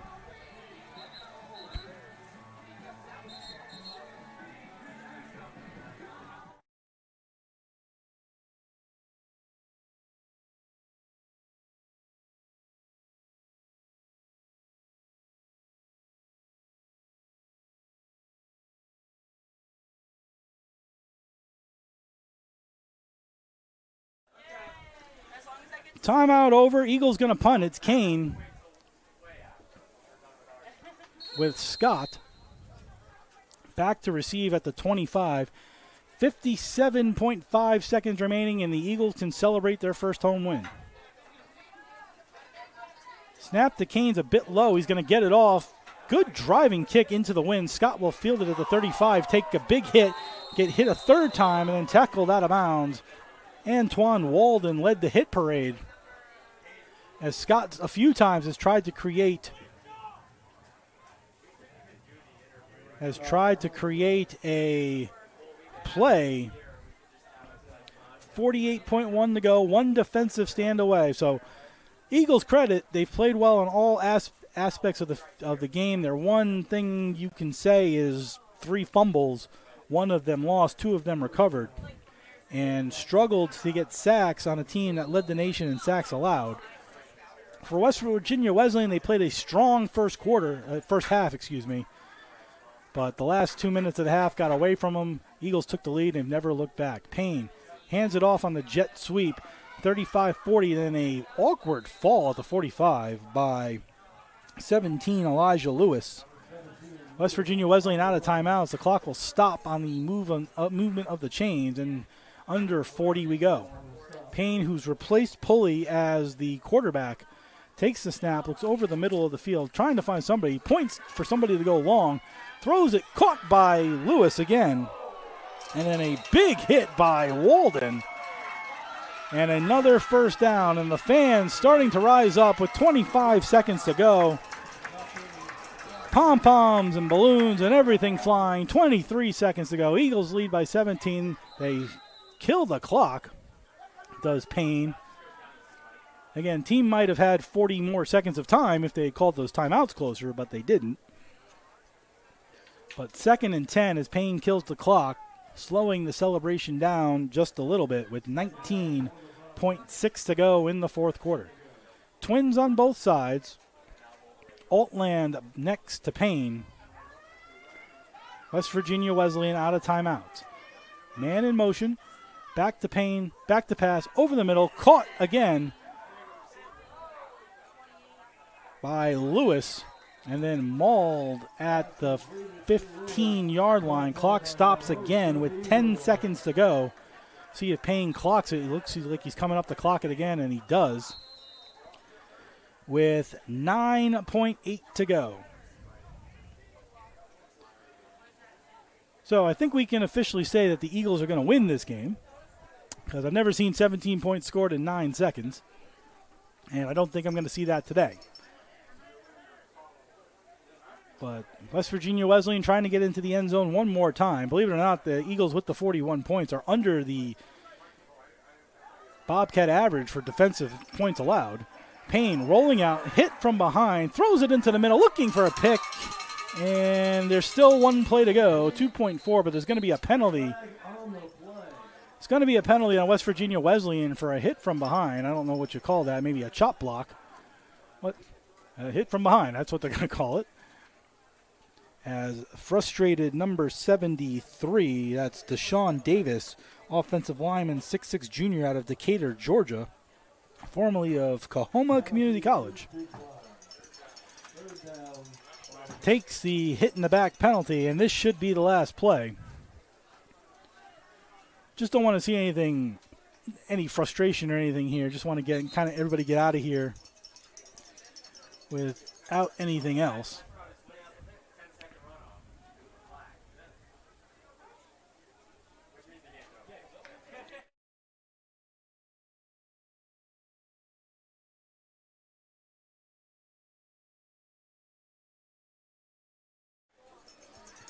Officials talking it over. Should be one play to go, and then the Eagles can celebrate. Clock for some reason has been changed to 2.9 seconds remaining. One play remaining, and then the Eagles will have officially their first win in program history at home. First time they'll be over 500. They'll be 1-0. They'll be atop the NE10 because they'll be the only team with a win because they're the only team to play a game. Payne takes the snap. Last play. Clock ticks to 0. Payne looking for somebody. Throws it short. Caught by Lewis again. He's tackled to the ground by Jaden Fleeting, and the party is on. Adam Schultz gets drenched by water as the Eagles go to 1-0 for the first time in program history. Get their first home win in program history and move to 1-0 on the season. They lay the foundation with their first win in the nest today. Josh Tracy, the star of the show. He of the 95-yard kickoff return, followed by a 42-yard kickoff return, followed by a touchdown reception, followed by a 45-yard reception, followed by a receiver screen of 60 yards. And the player of the game, and we highlighted him at the beginning of the game, was Josh Tracy. And he put on a show today for the Eagles. We hope to have him as my executive producer. Grace Glassrud goes down to hopefully grab Josh so we can have him up here for an interview. Our first ever interview here as well because it's our first home win. Good job by the Eagles top to bottom and a solid win here today. Just waiting on the final stats. And there they are. By the way, also a big congratulations to the post-university sports athletic department. Everything has been phenomenal as they've stepped up and we've moved forward as we've brought these broadcasts along. We continue to work towards making these broadcasts as good as possible as we move into year number 3 as a Division II program, year number 4 overall. Final stats brought to you by Post University and its 17 NCAA Division II athletic programs. From golf to football to hockey, there's something for everyone to enjoy, whether a student, a parent, or a fan.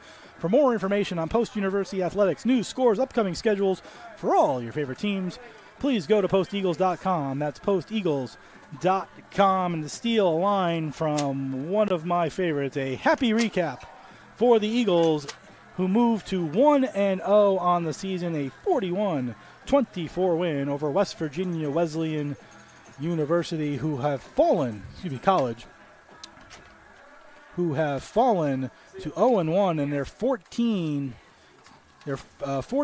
consecutive loss, dating back to the 2022 season. Team stats brought to you by Post University. First downs, West Virginia Wesleyan had 20. Post had 19. Rushing yards, Post had a 147 to 120 advantage. Passing yards, West Virginia had a 254 to 187 advantage. Total offensive yards, West Virginia Wesleyan 374, Post 334.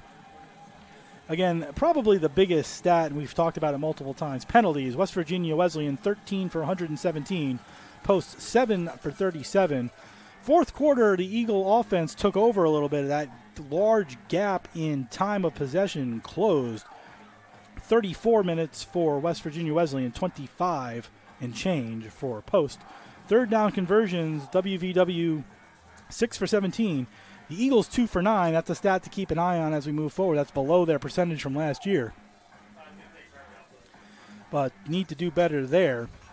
For West Virginia, they had a better third down conversion percentage as well. But the Eagles 4 for 4 in the red zone as well. Individual stats, Quentin Pulley 19 for 30, 176 and 2 touchdowns. Nathan Payne came on in late relief after the game was really over and just sort of in a comeback mode, 4 for 8 for 68 yards. On the ground, Kevin Mitchell, 17 carries, 63 yards, and a touchdown. Logan Altland, 8 carries for 31 yards. Quentin Pulley had 4 carries for 28 yards, and Elijah Lewis, 1 catch for 12 yards. Through the air, Elijah Lewis, and a lot of this was late, and well after the game in hand, 6 catches, 78 yards. Darius Cooper, who in the beginning of the game had a long touchdown reception, 4 catches for 72 yards and 2 touchdowns. Wesley Sweeney, 4 catches for 33 yards. And Kevin Mitchell, 4 for 16. Camden Lawrence, 7 punts for 288. A lot of those were short punts that rolled for 41.1 average, 2 within the 20-yard box. Kick returns, Emmanuel Scott, 4 for 39. Michael Ross, 1 for 17. Tackles, Riley Slaughter led the way with 7 total tackles. Corey Baugh with 6. Colin Webster and Jaden Swigger each with 4. For the Eagles, Tyler Famicon, 3 for 7, 104 yards and 1 touchdown. Malachi Taylor, 3 for 8 for 83 yards and 1 touchdown. Total, 6 for 15, 187 yards and 2 touchdowns for the quarterbacks. Isaiah Emanuel, 23 carries, 106 yards, and 1 touchdown. Got to the 100-yard mark. Tyler Famicon, 4 carries, 24 yards, and a touchdown. So he had a passing touchdown and a rushing touchdown today in his Eagle debut.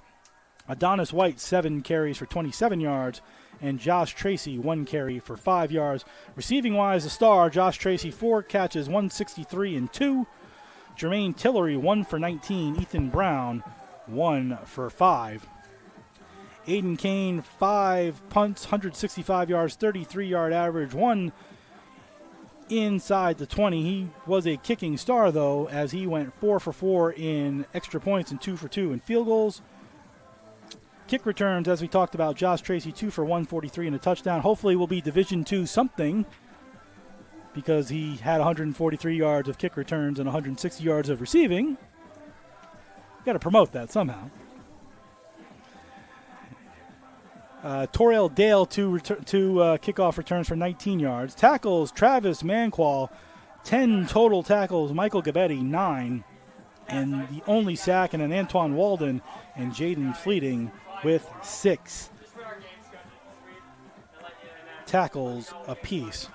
Okay, another thing just to note on the Eagles side, West Virginia Wesleyan gave up the most sacks in Division II last year. Only 1 sack today, so good for their offensive line, as we await Josh Tracy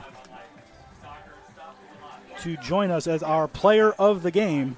And that is brought to you by Post University, ranked number 6 by U.S. News and World Report as having the best online programs for 2024. Take your opportunity, because Post is personal. For more information on all of Post degree programs, to visit campus or to apply, go to post.edu. That's post.edu. As we await Mr. Tracy to join us. Hopefully we're not making you dizzy with the cameras. Test. We can hear you. We can hear you. Perfect. We can hear you. As we set up the camera, hopefully we're not making you dizzy, as Josh will join us shortly.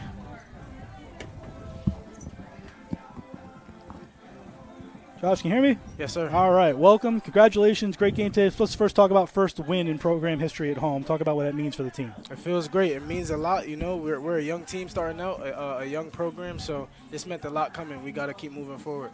What's the next steps in moving forward? First win, 1-0. Looks good on paper.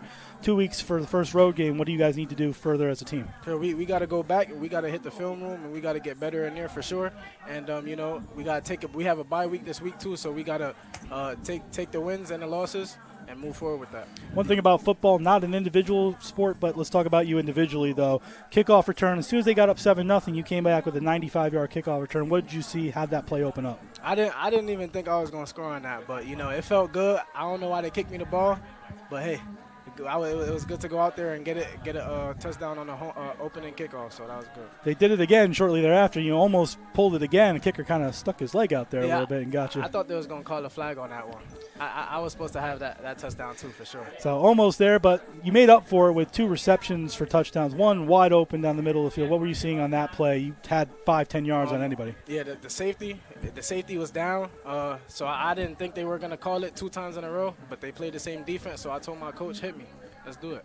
And then the wide receiver screen late in the fourth quarter to kind of bury this game away. What did you see on that one? Good blocking by everybody out there to get in front. Good blocking.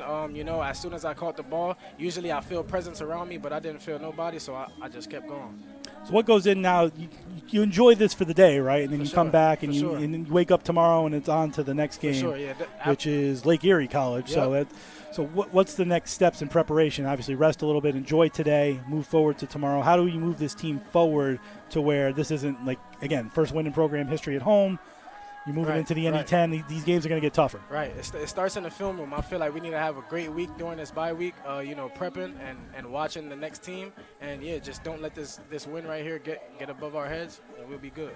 Last question. Talk about your 2 quarterbacks. You know, it can be a challenge at times playing multiple quarterbacks, but both Malachi and Tyler looked good today at times. Again, both of them got you the ball at times. Yes, they did. I talked to them too. I know I said it's hard because, you know, it's hard for them finding their rhythm sometimes. But I talked to them and they said they got me, and I told them I got them too. So, you know, we made it work. And Tyler is an old quarterback of mine that I used to play with in high school. So that was good working with him again. Familiarity. Yes, perfect. Sure. Brilliant. Josh, appreciate it. Congratulations on the first home win in program history. Josh Tracy, excellent day today. Let's give you his stats one more time.